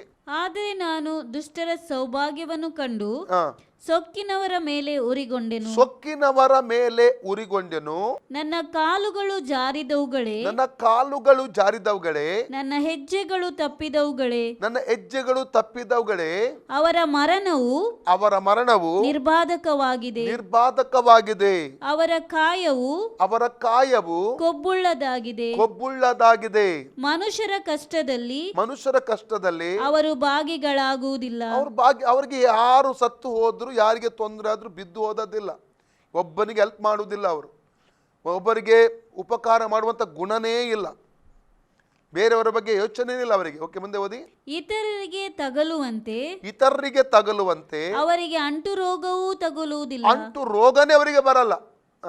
ಆದುದರಿಂದ ಅವರಿಗೆ ಗರ್ವವು ಕಂಠಮಾಲೆಯಾಗಿದೆ. ಅದರಿಂದ ಅವ್ರು ಏನ್ ಮಾಡ್ತಾರೆ, ನಾವು ಸರಿಯಾಗಿದ್ದೇವೆ ಎಂಬುದಾಗಿ ಭಾವನೆ ಮಾಡಿ ಅವ್ರು ಏನ್ ಮಾಡ್ತಾ ಇದ್ದಾರೆ, ಅವರು ಗರ್ವದೊಂದಿಗೆ ಹೆಮ್ಮೆಯೊಂದಿಗೆ ಜೀವಿಸ್ತಾ ಇದ್ದಾರೆ. ಗರ್ವ ಬಂದು ಬಿಟ್ಟಿದೆ. ಮುಂದೆ ಓದಿ. ಬಲಾತ್ಕಾರವು ಉಡುಪಾಗಿದೆ. ಕೊಬ್ಬಿನಿಂದ ಅವರ ಕಣ್ಣುಗಳು ಮೇಲೆ ಇವೆ. ಅವರ ದುಷ್ಕಲ್ಪನೆಗಳು ತುಂಬಿ ತುಳುಕುತ್ತವೆ. ಹಾಸ್ಯ ಮಾಡುವರಾಗಿ ಕೆಡುಕಿನ ವಿಷಯ ಮಾತಾಡಿಕೊಳ್ಳುತ್ತಾರೆ. ಕೆಡುಕಿನ ವಿಷಯನ್ನೇ ಮಾತಾಡ್ತಾ ಇತ್ತೆ. ಗೇಲಿ ಮಾಡುದು, ಹಾಸ್ಯ ಮಾಡುದು, ಬೇರೆಯವರು ತಮಾಷೆ ಮಾಡುವುದು, ಮಾತು ಕೂಡ ಕೆಡುಕಿನ ಮಾತೇ ಅವರಲ್ಲಿರುವುದು. ಬಲಾತ್ಕಾರ ನಡೆಸಬೇಕೆಂದು ಹೆಮ್ಮೆ ಕೊಚ್ಚಿಕೊಳ್ಳುತ್ತಾರೆ. ತಾವು ಮೇಲು ಲೋಕದವರೋ ಎಂಬಂತೆ ಅವರು ಯಾವ ರೀತಿ ಮಾತಾಡ್ತಾರೆ, ತಪ್ಪಾದ ಮಾತುಗಳು, ತಪ್ಪಾದ ಜೀವಿತ, ಪಾಪದಲ್ಲಿ ಜೀವಿಸ್ತಾ ಇದ್ದಾರೆ. ಮಾತು ಯಾವುದು, ಪರಲೋಕಕ್ಕೆ ಸಂಬಂಧವಾದ, ಅಂದ್ರೆ ನಾನು ನೀತಿವಂತನು. ಇವತ್ತಂತ ಕಾಣ್ತದೆ. ಒಂದು ಮನೆಗೆ ಹೋದಾಗ ಒಂದು ಮಾತು ಯಾರು ಹೇಳಿದ್ರು, ಇವತ್ತಂತ ಕಾಣ್ತದೆ. ಹೌದು, ಅಂದ್ರೆ ಸಿಕ್ಕಿ ಬಿದ್ದರೆ ಕಳ್ಳ, ಸಿಕ್ಕದಿದ್ದರೆ ಸಂಭಾವಿತ ಅಂತೆ. ಒಂದು ಗಾದೆ ಉಂಟಂತೆ, ಸಿಕ್ಕಿ ಬಿದ್ದರೆ ಕಳ್ಳ, ಸಿಕ್ಕಿಕೊಳ್ಳದಿದ್ದರೆ ಸಂಭಾವಿತ ಅಂತೆ. ಆಗ ಒಬ್ಬರು ಯಾರೊಂದು ಮಾತು ಹೇಳಿದ್ರು ನಮಗೆ ಇವತ್ತು, ಜಸ್ಟ್ ಒಂದು ಮಾತಾಡ್ತಿರೋ ಸಂದರ್ಭದಲ್ಲಿ. ಓಕೆ, ಒಂದೇ ಓದಿ. ತಾವು ಮೇಲು ಲೋಕದವರೋ ಎಂಬಂತೆ ದೊಡ್ಡ ಬಾಯಿ ಮಾತಾಡುತ್ತಾರೆ. ಭೂಲೋಕದಲ್ಲೆಲ್ಲ ಅವರ ಮಾತೇ ಮುಂದು. ಆದುದರಿಂದ ಜನರು ಅವರ ಪಕ್ಷವನ್ನು ಹಿಡಿಯುತ್ತಾರೆ. ಲೋಕದ ಜನರು ಏನ್ ಮಾಡ್ತಾರೆ, ಅಂತವರ ಪಕ್ಷ ಹಿಡಿತಾರೆ. ಅವರ ಪರಿಶುದ್ಧತೆ ಇಲ್ಲ, ನೀತಿ ಜೀವಿತ ಇಲ್ಲ, ಸತ್ಯವಂತಿಕೆ ಇಲ್ಲ. ಹಲಲಿಯ ಅವರ ಮಾತುಗಳು ಸರಿ ಇಲ್ಲ, ಸರಿಯಾದ ಸಾಕ್ಷಿ ಇಲ್ಲ. ಸಭೆಗೆ ಬರ್ತಾರೆ, ರಕ್ಷಣೆ ಹೊಂದಿದ್ದಾರೆ, ಜೀವಿತ ಇಲ್ಲ. ಮೇಲು ಲೋಕದವರಾಗನೇ ಮಾತಾಡೋದು. ಜನರೇನು ಮಾಡ್ತಾರೆ, ಇಂಥವರ ಪಕ್ಷ, ಅವರಿಗೆ ಅಂಟು ರೋಗ ತಗಲುವುದಿಲ್ಲ, ವ್ಯಾಧಿ ಬರ್ತಾ ಇಲ್ಲ, ಸಮಸ್ಯೆ ಬರ್ತಾ ಇಲ್ಲ. ನಿಜವಾಗಿ ಆತ್ಮೀಯವಾಗಿ ಜೀವಿಸುವಂಥವನಿಗಿರುವಂಥ ಹೋರಾಟ ಆತನಿಗಿಲ್ಲ. ಜನರಲ್ಲಿ ಇಂಥವರ ಪಕ್ಷನೇ ವಹಿಸುವುದು. ಪುನಃ ಇಂಥವರೊಟ್ಟಿಗೆ ನಿಲ್ತಾರೆ. ಓಕೆ, ಮುಂದೆ ಓದಿ. ಅವರಿಗೆ ಪಾನವು ಯಥೇಚ್ಛವಾಗಿ ದೊರಕುವುದು. ಅವರಿಗೆ ಬೇಕಾದಷ್ಟು ತಿನ್ಲಿಕ್ಕೆ ಕುಡಿಲಿಕ್ಕೆ ಸಿಗ್ತದೆ ಲೋಕದಿಂದ. ಅಂದ್ರೆ ಊಟಕ್ಕೆ ಕರೆಯುವವರು ಏನು, ಊಟ ಕೊಡುವವರು ಏನು, ಚಾ ಕಾಫಿ ಕೊಡುವವರು ಏನು, ಅವರೊಟ್ಟಿಗೆ ಅದ ಖರ್ಚು ಮಾಡುವವರು ತುಂಬಾ ಜನ ಇರ್ತಾರೆ ಅವರಿಗೋಸ್ಕರ. ದೇವರು ವಿಚಾರಿಸುವುದೆಲ್ಲಿ, ದೇವರು ಎಲ್ಲಿ ವಿಚಾರಿಸ್ತಾನೆ, ಪರಾತ್ಪರನು ಚಿಂತಿಸುವುದುಂಟೋ ನಮ್ಮ ಬಗ್ಗೆ ಚಿಂತೆ ಮಾಡ್ತಾನ. ನೋಡಿರಿ ದುಷ್ಟರು ಇಂಥವರೇ ದುಷ್ಟರೆಂಬುದಾಗಿ ಇಲ್ಲಿ ಭಕ್ತನು ಹೇಳ್ತಾ ಇದ್ದ. ಇಂಥವರೇ ದುಷ್ಟರು, ಜೀವಿತ ಸರಿ ಇಲ್ಲ, ರಕ್ಷಣೆ ಹೊಂದಿದ್ದಾರೆ, ತಂದೆ ಮಗ ಪವಿತ್ರಾತ್ಮನ ಸರಲಿ ನೀರಲ್ಲಿ ದೀಕ್ಷೆ ತೆಗೆದುಕೊಂಡಿದ್ದಾರೆ, ಸಭೆಗೆ ರೆಗ್ಯುಲರ್ ಆಗಿ ಬರ್ತಾರೆ, ಜೀವಿತ ಮಾತ್ರ ಇಲ್ಲ. ಅಲ್ಲಲ್ಲಿ ಇಂಥವರೇ ದುಷ್ಟರಂತ ಹೇಳ್ತಾ ಇದ್ದಾರೆ. ಮುಂದೆ ಓದಿ. ಅವರು ಸದಾ ಸುಖದಿಂದಿದ್ದು ಸ್ಥಿತಿವಂತರಾಗಿ ಹೋಗುತ್ತಾರೆ. ನನ್ನ ಮನಸ್ಸನ್ನು ನಿರ್ಮಲ ಮಾಡಿ. ಈಗ ಯಾರು ಭಕ್ತನು ತನ್ನಷ್ಟಕ್ಕೆ ತಾನು ಹೇಳ್ತಾ ಇದ್ದಾನೆ, ನಾನು ನನ್ನ ಮನಸ್ಸನ್ನು ಸರಿ ಮಾಡಿಕೊಂಡೆ, ನನ್ನ ಪಾಪಗಳನ್ನು ಬಿಟ್ಟೆ, ನನ್ನ ಪಶ್ಚಾತ್ತಾಪ ಪಟ್ಟೆ, ದೇವರಿಗಾಗಿ ನಿಂತೆ. ಹಾಲೆಲೂಯ. ಓಕೆ, ಮುಂದೆ ಓದಿ. ನನ್ನ ಮನಸ್ಸನ್ನು ನಿರ್ಮಲ ಮಾಡಿಕೊಂಡದ್ದು ಶುದ್ಧತ್ವದಲ್ಲಿ ಕೈ ತೊಳಕೊಂಡದ್ದು ವ್ಯರ್ಥವೇ ಸರಿ. ನಾನು ಯಾವಾಗಲೂ ವ್ಯಾಧಿ ಪೀಡಿತನಾಗಿದ್ದು ಪ್ರತಿದಿನವೂ ದಂಡಿಸಲ್ಪಡುತ್ತಾ ಇದ್ದೇನೆ. ನಾನು ಮನಸ್ಸಂತರ ಪಟ್ಟಿದ್ದೇನೆ, ಕೈ ಶುದ್ಧ ಮಾಡಿದ್ದೇನೆ, ಸರಿಯಾದ ರೀತಿ ಜೀವಿಸ್ತಾ ಇದ್ದೇನೆ ದೇವರಿಗೆ ಸರಿಯಾಗಿ. ಆದರೂ ದಂಡನೆ, ನೋವು, ವೇದನೆ, ರೋಗ, ವ್ಯಾಧಿ ಇವೆಲ್ಲನ ಹಿಂದಟ್ಟುತ್ತಾ ಇದೆ. ಮುಂದೆ ಓದಿ. ನಾನು ಈ ಪ್ರಕಾರ ಬಾಯಿ ಬಿಡುವುದಕ್ಕೆ, ಆದರೆ ಈ ಪ್ರಕಾರ ನಾನು ಬಾಯಿ ಬಿಡ್ಲಿಲ್ಲ. ಅವನು ಮನಸ್ಸನ್ನು ಯೋಚನೆ ಮಾಡಿದ ಮಾತ್ರ ತಪ್ಪು ತಪ್ಪಾಯಿತು, ನಾನು ಮಾನಸಾಂತರ ಪಟ್ಟದ್ದು, ಪಾಪ ಬಿಟ್ಟದ್ದು, ದೇವರಿಗಾಗಿ ನಿಂತದ್ದು ಎಂಬುದಾಗಿ ಬಾಯಿ ಬಿಡ್ತಾ ಇದ್ದ. ಯಾಕಂದರೆ ಅವರನ್ನು ನೋಡಿಕೊಂಡು, ದುಷ್ಟರನ್ನು ನೋಡಿಕೊಂಡು ಬಾಯಿ ಬಿಡ್ತಾ ಇದ್ದ. ಬಾಯಿ ಮಾತ್ರ ಬಿಡಲಿಲ್ಲ, ಆಲೋಚನೆ ಮಾಡಿದ ಆತನು. ಮುಂದೆ ಓದಿ. ನಾನು ಈ ಪ್ರಕಾರ ಬಾಯಿ ಬಿಡುವುದಕ್ಕೆ ಮನಸ್ಸು ಮಾಡಿಕೊಂಡಿದ್ದರೆ ನಿನ್ನ ಭಕ್ತ ಕುಲಕ್ಕೆ ದ್ರೋಹಿಯಾಗುತ್ತಿದ್ದೆನು. ನಿನ್ನ ಭಕ್ತ ಕುಲಕ್ಕೆ ದ್ರೋಹಿ ಆಗುತ್ತಿದ್ದೆನು. ಮುಂದೆ ಓದಿ. ನಾನು ಇದನ್ನು ಗ್ರಹಿಸಿಕೊಳ್ಳಬೇಕೆಂದು ಎಷ್ಟು ಚಿಂತಿಸಿದರು ಅದು ಒಂದು ಕಷ್ಟಕರವಾದ ಮರ್ಮವೆಂದು ತೋಚಿತು. ಆದರೆ ದೇವಾಲಯ ಆಗ ಯೋಚಿಸುವ ಗೊತ್ತಾಗ್ಲಿಲ್ಲ, ಇದು ಕಷ್ಟಕರ ಮರ್ಮ. ಯಾಕೆ ಸರಿಯಾಗಿ ಪವಿತ್ರವಾಗಿ ಜೀವಿಸಕ್ಕೆ ತೀರ್ಮಾನ ಯಾರು ಮಾಡ್ತಾರೆ? ಕಳೆದ ದಿವಸದಲ್ಲಿ ಒಂದು ಸೇವಕರು ನಮ್ಮ ಜೊತೆಲಿ ಹೇಳ್ತಾ ಇದ್ದರು, ಅಂದರೆ ನಾನು ಯಾವಾಗ ಈ ಒಂದು ಮೊಣಕಾಲಿನ ಪ್ರಾರ್ಥನೆ ಮಾಡೋದಕ್ಕಾಗಿ ನಾನು ಬಂದೆ, ಆ ಸಮಯದಿಂದ ಒಂದು ಹೋರಾಟ ಸ್ಟಾರ್ಟ್ ಆಗ್ಲಿಕ್ಕೆ ನನ್ನ ಶರೀರದ ಮೇಲೆ ಹೋರಾಟ, ಬೇರೆ ಬೇರೆ ರೀತಿಯ ಹೋರಾಟ ಎದುರಿಸೋದಕ್ಕೆ ನಾನು ಪ್ರಾರಂಭ ಮಾಡಿದೆ. ಅಲ್ಲಿವರೆಗೆ ಅಷ್ಟೇನು ಸಮಸ್ಯೆ ಇರಲಿಲ್ಲ, ಸರಿಯಾದ ರೀತಿಯಲ್ಲಿ ಹೋಗ್ತಾ ಇತ್ತೆಲ್ಲ. ಯಾವಾಗ ನಾನು ಸಮರ್ಪಿಸಿದೆ ಮೊಣಕಾಲಲ್ಲಿ ಪ್ರಾರ್ಥಿಸೋದಕ್ಕೋಸ್ಕರ, ಆ ಸಮಯದಿಂದ ಭಯಂಕರವಾದ ಹೋರಾಟಗಳನ್ನು ನಾನು ಎದುರಿಸೋದಕ್ಕೆ ಪ್ರಾರಂಭ ಮಾಡಿದೆ. ಆವಾಗ ಅವರು ಒಂದು ಮಾತನ್ನು ಹೇಳಿದರು, ಏನೆಂದರೆ ಎಲ್ಲಿಯವರೆಗೆ ನಾವು ಲೌಕಿಕವಾದ ರೀತಿಯಲ್ಲಿ ಆರಾಮಾಗದ ಯಾವುದು ಯುದ್ಧ ಮಾಡಲ್ಲ, ಆತ್ಮಿಕವಾದ ಸಮರ್ಪಣೆ ಮಾಡಲ್ಲ, ತೀರ್ಮಾನ ಮಾಡಲ್ಲ, ಅಲ್ಲಿಯವರೆಗೆ ನಮಗೆ ಯಾವುದು ವಿರೋಧಗಳು ಇರುವುದಿಲ್ಲ, ಸಮಸ್ಯೆಗಳು ಇರುವುದು, ಸೈತಾನ ನಮಗೆ ವಿರುದ್ಧವಾಗಿ ನಿಲ್ಲಲ್ಲ. ಯಾವಾಗ ದೇವರಿಗಾಗಿ ಸಮರ್ಪಣೆ ಮಾಡ್ತೇವೆ, ತೀರ್ಮಾನ ತಗೊಳ್ತೇವೆ, ಅಲ್ಲಲ್ಲಿಯ ದೇವರಿಗೋಸ್ಕರ ಕೆಲವೊಂದನ್ನು ಸಾಧಿಸುವುದಕ್ಕೆ ನಾವು ಮುಂದಾಗುತ್ತೇವೆ, ಆ ಸಮಯದಿಂದಲೇ ವಿರೋಧಗಳು ಬರುವುದಕ್ಕೆ ಪ್ರಾರಂಭವಾಗುತ್ತದೆ, ಸಮಸ್ಯೆಗಳು ಬರುವುದಕ್ಕೆ ಪ್ರಾರಂಭ ಮಾಡ್ತದೆ, ಸವಾಲುಗಳು ವಿರೋಧವಾಗಿ ಹೇಳಲಿಕ್ಕೆ ಪ್ರಾರಂಭವಾಗುತ್ತದೆ. ಪ್ರಿಯರೇ, ಅದನ್ನು ಚೆನ್ನಾಗಿ ನಾವು ಅರ್ಥ ಮಾಡಿಕೊಳ್ಬೇಕು. ಮುಂದೆ ಓದಿ. ಆದರೆ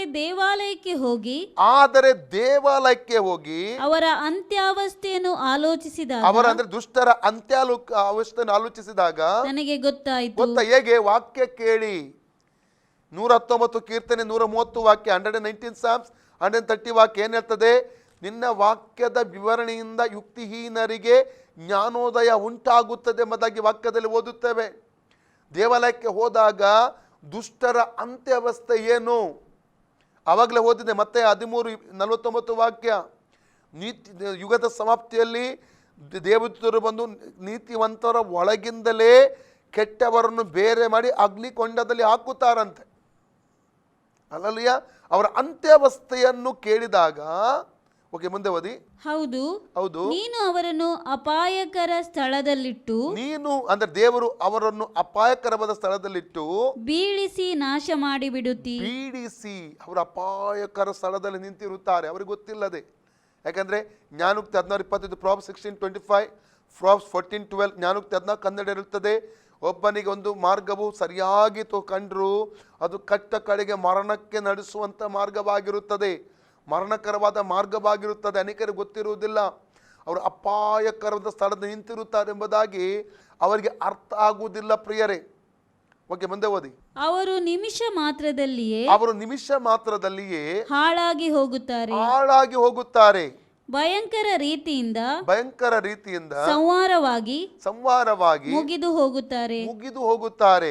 ಎಚ್ಚರವಾದವನು ಕನಸನ್ನು ಹೇಗೋ ಹಾಗೆ ಯೆಹೋವನೇ ನೀನು ಏಳುವಾಗ ಅವರನ್ನು ಮಾಯಾರೂಪರೆಂದು ಭಾವಿಸುತ್ತಿ. ನನ್ನ ಮನಸ್ಸು ನೊಂದು ಹೋಗಿತ್ತು, ಆಂತರ್ಯದಲ್ಲಿ ಅಲಗು ನೆಟ್ಟಂತಿತ್ತು. ಈಗ ಭಕ್ತನು ಹೇಳ್ತಾ ಇದ್ದಾನೆ, ನಾನು ವಿವೇಕಹೀನ ಪಾಮರನಾಗಿ ನಿನ್ನ ದೃಷ್ಟಿಯಲ್ಲಿ ಕೇವಲ ಪಶುವೇ ಆಗಿದ್ದೆನು. ಆದರೂ ಈಗ ದೇವರ ನಡೆಸುವಿಕೆ ನೋಡಿ, ಆದರೂ ಸದಾ ನಿನ್ನ ಸನ್ನಿಧಿಯಲ್ಲೇ ಇದ್ದೇನೆ. ಇದು ಇಂಪಾರ್ಟೆಂಟ್ ಪ್ರಿಯರೇ, ಇದು ದೇವರ ಮಗು, ನಿಜವಾದ ದೇವರ ಮಗು, ಯಥಾರ್ಥನು, ನೀತಿವಂತನಾದ ಯಥಾರ್ಥನು ಹೇಳುವಂತ ಮಾತಿದು. ನಿನ್ನ ಸನ್ನಿಧಿಯಲ್ಲಿಯೇ ಇದ್ದೇನೆ, ಸದಾ ನಿನ್ನ ಸನ್ನಿಧಿಯಲ್ಲೇ ಇದ್ದೇನೆ. ಹಲ್ಲೆಲೂಯಾ. ನಾವು ದೇವರ ಸನ್ನಿಧಿಯಲ್ಲಿ ಯಾವಾಗ ಇರುವವರಾಗಿರಬೇಕು, ದೇವರ ಪ್ರಸನ್ನತೆಯಲ್ಲಿ ಯಾವ ಜೀವಿಸುವವರಾಗಿರಬೇಕು. ಮುಂದೆ ಓದಿ. ನೀನು ನನ್ನ ಬಲಗೈಯನ್ನು ಹಿಡಿದು ನೀನು ನನ್ನ ಬಲಗೈಯನ್ನು ಹಿಡಿದು ನಿನ್ನ ಚಿತ್ತವನ್ನು ತಿಳಿಯಪಡಿಸಿ ನಿನ್ನ ಚಿತ್ತವನ್ನು ನನಗೆ ತಿಳಿಯಪಡಿಸಿ ನನ್ನನ್ನು ನಡೆಸಿ ತರುವಾಯ ಮಹಿಮೆಗೆ ಸೇರಿಸಿಕೊಳ್ಳುವಿ. ತರುವಾಯ ಮಹಿಮೆಗೆ ಸೇರಿಸಿಕೊಳ್ಳುವಿ. ನನ್ನ ಪ್ರೀತಿಯ ಸಹೋದರ, ಇಲ್ಲಿ ಒಂದು ಬೆರಳಿಟ್ಟು ಸ್ವಲ್ಪ ನಿಲ್ಲಿ. ದುಷ್ಟರು ಅಪಾಯ ಸ್ಥಳದಲ್ಲಿ ದೇವರು ನಿಲ್ಲಿಸಿ ಅವರನ್ನು ಕೊನೆಗೆ ಬೆಂಕಿ ಕೊಂಟಕ್ಕೆ ಹಾಕಿ ಬಿಡ್ತಾನೆ, ನಾಶಕ್ಕೆ ಅವರು ಹೋಗುತ್ತಾರೆ. ಆದರೆ ನೀತಿವಂತರು ಏನು ಮಾಡ್ತಾರೆ? ಕಷ್ಟ ಇದೆ, ಕಷ್ಟ ಬರ್ತದೆ, ವಿರೋಧ ಬರ್ತದೆ, ರೋಗಗಳು ಬರ್ಬೋದು, ಉಪದ್ರವಗಳು ಬರ್ಬೋದು, ಸಮಸ್ಯೆಗಳು ಬರ್ಬೋದು, ಸವಾಲುಗಳು ಬರ್ಬೋದು. ಕರ್ತನೆಗಾಗಿ ನಿಂತಾಗ, ಸತ್ಯಕ್ಕಾಗಿ ನಿಂತಾಗ, ಪರಿಶುದ್ಧತೆಗಾಗಿ ನಿಂತಾಗ, ಸೇವೆಗಾಗಿ ನಿಂತಾಗ ಅನೇಕ ವಿರೋಧಗಳು, ಎಲ್ಲಿಲ್ಲದ ವಿರೋಧಗಳು ಬರ್ತದೆ. ಆದರೆ ಒಂದು ದೇವರ ಸಾನ್ನಿಧ್ಯವನ್ನು ಯಾವ ಸಮಯದಲ್ಲಿ ಕೂಡ ಅನುಭವಿಸ್ತಾ ಇರ್ತೇವೆ. ಮಾತ್ರವಲ್ಲ, ದೇವರು ನಮ್ಮ ಬಲಗೈಯನ್ನು ಹಿಡಿತಾನೆ, ನಂತರ ಆತನು ಏನು ಮಾಡ್ತಾನೆ? ನಡೆಸುತ್ತಾನೆ. ನಂತರ ಮುಂದೆ ಓದಿ. ಆತನ ಚಿತ್ತವನ್ನು ತಿಳಿಯಪಡಿಸುತ್ತಾನೆ. ಕೊನೆಗೆ ನಾಲ್ಕನೇದಾಗಿ ಮಹಿಮೆಗೆ ನಮ್ಮನ್ನು ಸೇರಿಸ್ತಾನೆ. ಬಲಗೈ ಹಿಡಿತಾನೆ, ನಂತರ ಆತನ ಚಿತ್ತವನ್ನು ತಿಳಿಯಪಡಿಸ್ತಾನೆ, ಮೂರನೇದಾಗಿ ನಡೆಸ್ತಾನೆ, ನಾಲ್ಕನೇದಾಗಿ ನಮ್ಮನ್ನು ಮಹಿಮೆಗೆ ಸೇರಿಸುತ್ತಾನೆ. ಹಲ್ಲೆಲೂಯಾ. ಎಂಥ ಒಂದು ವಾಗ್ದಾನವನ್ನು ಇಲ್ಲಿ ನಾವು ಕಾಣ್ತಾ ಇದ್ದೇವೆ ಪ್ರಿಯರೇ. ಓಕೆ, ಮುಂದೆ ಓದಿ. ಪರಲೋಕದಲ್ಲಿ ನನಗೆ ನೀನಲ್ಲದೆ ಮತ್ತಾರು ಅವಶ್ಯ. ನೀನಲ್ಲದೆ ಮತ್ತಾರು ಅವಶ್ಯ. ಈ ಲೋಕದಲ್ಲಿ ನಿನ್ನನ್ನಲ್ಲದೆ ಇನ್ನಾರನ್ನು ಬಯಸೆನು.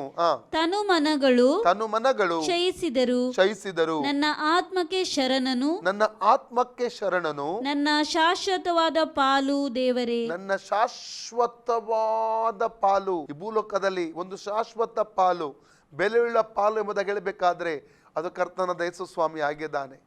ಆತ ನಮ್ಮ ಶಾಶ್ವತ ಪಾಲಾಗಿರಬೇಕು ಪ್ರಿಯರೇ. ಇವತ್ತು ಪ್ರಾಪರ್ಟಿಗಾಗಿ, ಆಸ್ತಿಗೋಸ್ಕರವಾಗಿ ಒಂದೇ ಕುಟುಂಬದಲ್ಲಿ ಒಡೆದಾಡುವಂಥ ಎಷ್ಟೋ ಮಕ್ಕಳನ್ನು ಕಾಣ್ತೇವೆ.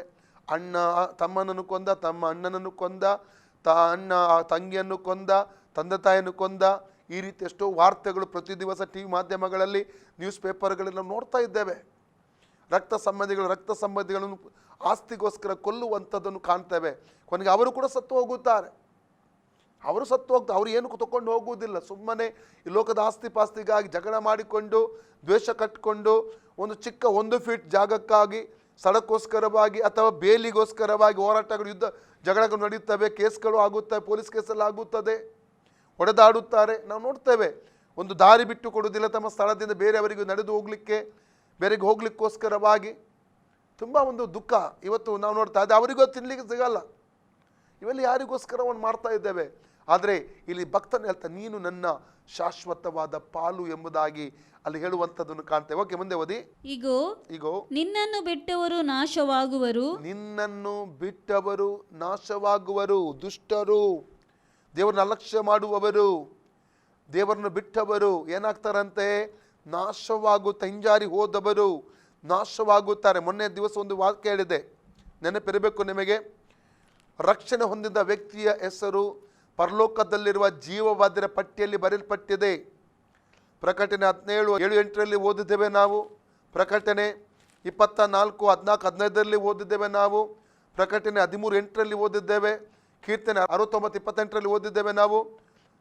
ಮಾತ್ರವಲ್ಲ, ಏಷ್ಯ 4:3, ದಾನಿಯೇಲ 12:1 ನಾವು ಓದಿದ್ದೇವೆ.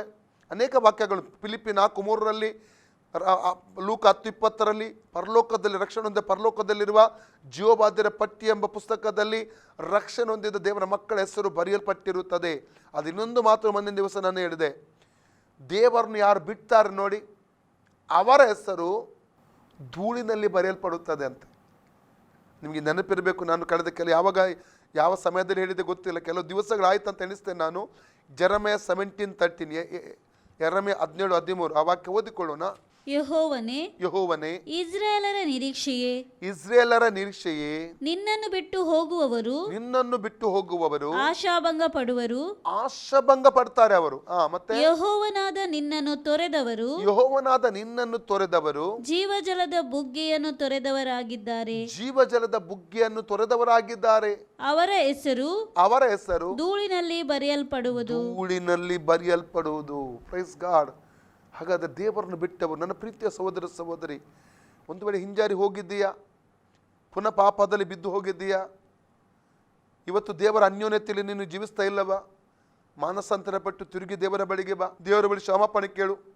ಕಾರಣ, ಅಥವಾ ನೀನೊಬ್ಬ ರಕ್ಷಣೆ ಹೊಂದಿ ತಂದೆ ಮಗ ಪವಿತ್ರ ಹೆಸರಲ್ಲಿ ನೀರಲ್ಲಿ ದೀಕ್ಷೆ ತೆಗೆದುಕೊಂಡ ನಂತರವೂ ಕೂಡ ಇವತ್ತು ರಹಸ್ಯವಾಗಿಯೋ ಬಹಿರಂಗವಾಗಿಯೋ ಪಾಪದಲ್ಲಿ ಜೀವಿಸುವಂಥ ವ್ಯಕ್ತಿ ಆಗಿರಬಹುದು. ಇವತ್ತು ಮಾನಸಾಂತರ ಪಟ್ಟು ದೇವರು ತನ್ನ ಬಳಿಗೆ ಬರುವುದಕ್ಕೆ ಕರೀತಾ ಇದ್ದಾನೆ. ಪಶ್ಚಾತ್ತಾಪ ಪಡಲಿಕ್ಕೆ ಆತನು ನಿನ್ನನ್ನು ಕರೀತಾ ಇದ್ದಾನೆ. ಈ ಸಮಯದಲ್ಲಿ ಒಪ್ಪಿಸಿಕೊಡುವುದಾದರೆ ಆತನು ಸ್ವೀಕರಿಸುತ್ತಾನೆ. ಆತನು ಕ್ಷಮಿಸುವ ದೇವರು, ಆತ ದೀರ್ಘ ಶಾಂತನಾದ ದೇವರು. ಆತನ ಬಳಿ ಬಂದು, ಅಪ್ಪ ನನ್ನನ್ನು ಕ್ಷಮಿಸು, ನಾನು ತಪ್ಪು ಮಾಡಿದ್ದೇನೆ, ನನ್ನ ರಕ್ತದ ಮೂಲಕ ತೊಳೆದು ಶುದ್ಧಿ ಮಾಡಿ ಕೇಳಿಕೊಳ್ಳುವುದಾದರೆ ಖಂಡಿತವಾಗಿ ಆತನು ಕ್ಷಮಿಸ್ತಾನೆ. ಜ್ಞಾನ 28:13 ಹೇಳ್ತದೆ, ಪ್ರಾಬ್ಸ್ ಚಾಪ್ಟರ್ 20:13 ಹೇಳ್ತದೆ, ದೋಷಗಳನ್ನು ಮುಚ್ಚಿಕೊಳ್ಳುವವನಿಗೆ ಶುಭವಾಗದು, ಅವುಗಳನ್ನು ಒಪ್ಪಿಕೊಂಡು ಬಿಟ್ಟು ಬಿಡುವವನಿಗೆ ಕರುಣೆ ದೊರೆಯುವುದು. ನಮ್ಮ ಪ್ರತಿಯೊಂದು ಕೃತ್ಯಗಳನ್ನು ತಿಳಿದಂತ ದೇವರನ್ನು ಇಲ್ಲಿ ನಾವು ಕಾಣ್ತೇವೆ. ಮುಂದೆ ಓದಿ. ನಿನಗೆ ದ್ರೋಹ ಮಾಡಿದವರೆಲ್ಲರನ್ನು ನಿರ್ಮೂಲ ಮಾಡುತ್ತಿ, ನನಗಾದರೂ ದೇವರ ಸಾನ್ನಿಧ್ಯವೇ ಭಾಗ್ಯವು. ಕರ್ತನೇ ಯೆಹೋವನೇ, ನಾನು ನಿನ್ನನ್ನು ಆಶ್ರಯಿಸಿಕೊಂಡವನಾಗಿ ನಿನ್ನ ಮಹತ್ ಕಾರ್ಯಗಳನ್ನು ಪ್ರಕಟಿಸುವೆನು. ಸುಂದರವಾದ ವಾಕ್ಯಗಳು. ಅಂದ್ರೆ ದುಷ್ಟರು ಯಾರು ಎಂದ್ರೆ ಈ ಸಮಯದಲ್ಲಿ ನಮಗೆ ಅರ್ಥ ಆಗಿರಬೇಕು. ಹಾಗಾದ್ರೆ ಕೀರ್ತನೆ 1ನೇ ಅಧ್ಯಾಯ 1ನೇ ವಾಕ್ಯದ ಓದುವಾಗ, ಯಾವನು ದುಷ್ಟರ ಆಲೋಚನೆಯಂತೆ ನಡೆಯದೆ. ದುಷ್ಟರು ಅನೇಕ ಆಲೋಚನೆ ಕೊಡ್ಬೋದು, ದೇವರೊಟ್ಟಿಗೆ ಸರಿಯಾದ ರೀತಿಯಲ್ಲಿ ಅವರಿಲ್ಲ, ದೇವರೊಟ್ಟಿಗೆ ಸಂಬಂಧ ಇಲ್ಲ, ಪ್ರಾರ್ಥನೆ ಮಾಡಲ್ಲ, ಜೀವಿತದಲ್ಲಿ ಪರಿಶುದ್ಧತೆ ಇಲ್ಲ, ಯಥಾರ್ಥತೆ ಇಲ್ಲ, ಅಂಥವರು ನಿಮಗೆ ಆಲೋಚನೆ ಕೊಡಬಹುದು. ಆದರೆ ಕೊಟ್ಟರೆ ಅಲ್ಲಲ್ಲಿ ದಾರಿ ತಪ್ಪಿಸುವಂಥ ಆಲೋಚನೆ ಆಗಿರುತ್ತದೆ ಎಂಬುದಾಗಿ ಚೆನ್ನಾಗಿ ನಾವು ಅರ್ಥ ಮಾಡಿಕೊಳ್ಬೇಕು. ದುಷ್ಟರ ಆಲೋಚನೆಯಂತೆ ನಡೆಯದೆ, ಎರಡನೇದಾಗಿ ಪಾಪಾತ್ಮರ ಮಾರ್ಗದಲ್ಲಿ ನಿಂತುಕೊಳ್ಳದೆ. ಪಾಪಾತ್ಮರು ಅಂದರೆ ಪಾಪದಲ್ಲಿ ಜೀವಿಸುವಂಥ ವ್ಯಕ್ತಿಗಳು.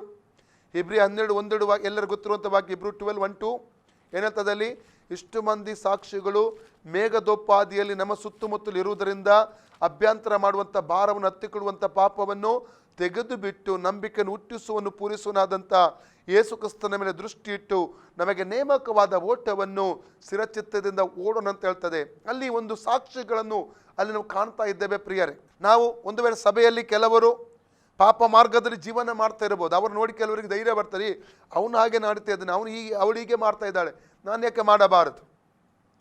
ಅಲ್ಲಲ್ಲಿಯ ಅವರು ಇನ್ನೊಬ್ಬರು ಮಾಡುವಂಥದ್ದು ನೋಡಿ ಧೈರ್ಯಗೊಂಡು ಇನ್ನೊಬ್ಬರು ಕೂಡ ಪಾಪ ಮಾಡುವುದನ್ನು ಇಲ್ಲಿ ಕಾಣ್ತೇವೆ ನಾವು. ಇಲ್ಲ, ಇನ್ನೊಬ್ಬರನ್ನು ನೋಡಿಕೊಂಡು ನಾವು ಪಾಪದಲ್ಲಿ ಜೀವನ ಮಾಡಬಾರ್ದು. ಅಲ್ಲಲ್ಲಿಯ ಮಾಡಿದರೆ ಅವರು ಹೇಗೂ ದಾರಿ ತಪ್ಪಿರ್ತಾರೆ, ನಾವು ಕೂಡ ದಾರಿ ತಪ್ಪಿ ಬಿಡ್ತೇವೆ ಪ್ರಿಯರೇ. ಒಂದು ವಾಕ್ಯ ಓದುವ, ಜ್ಞಾನೋಕ್ತಿ 1:10 ಪ್ರಾಬ್ಸ್ 1:10. ಮಗನೇ, ಪಾಪಿಗಳು ದುಷ್ಪ್ರೇರಣೆಯನ್ನು ಮಾಡಿದರೆ ನೀನು ಒಪ್ಪಲೇಬೇಡ. ಓಕೆ, 15 ವಾಕ್ಯ ಓದಿ. ಮಗನೇ, ಅವರೊಡನೆ ದಾರಿಯಲ್ಲಿ ನಡೆಯಬಾರದು, ಅವರ ಮಾರ್ಗದಲ್ಲಿ ನೀನು ಹೆಜ್ಜೆ ಇಡಬೇಡ.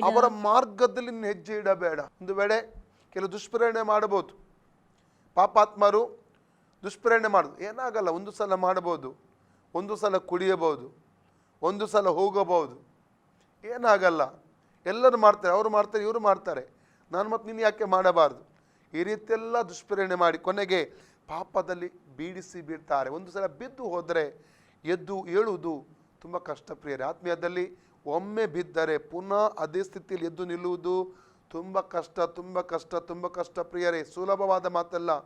ಕ್ಷಮೆ ಕೇಳ್ಬೋದು, ಪಶ್ಚಾತ್ತಾಪ ದೇವರ ಬಳಿ, ದೇವರು ಖಂಡಿತ ಕ್ಷಮಿಸ್ತಾನೆ.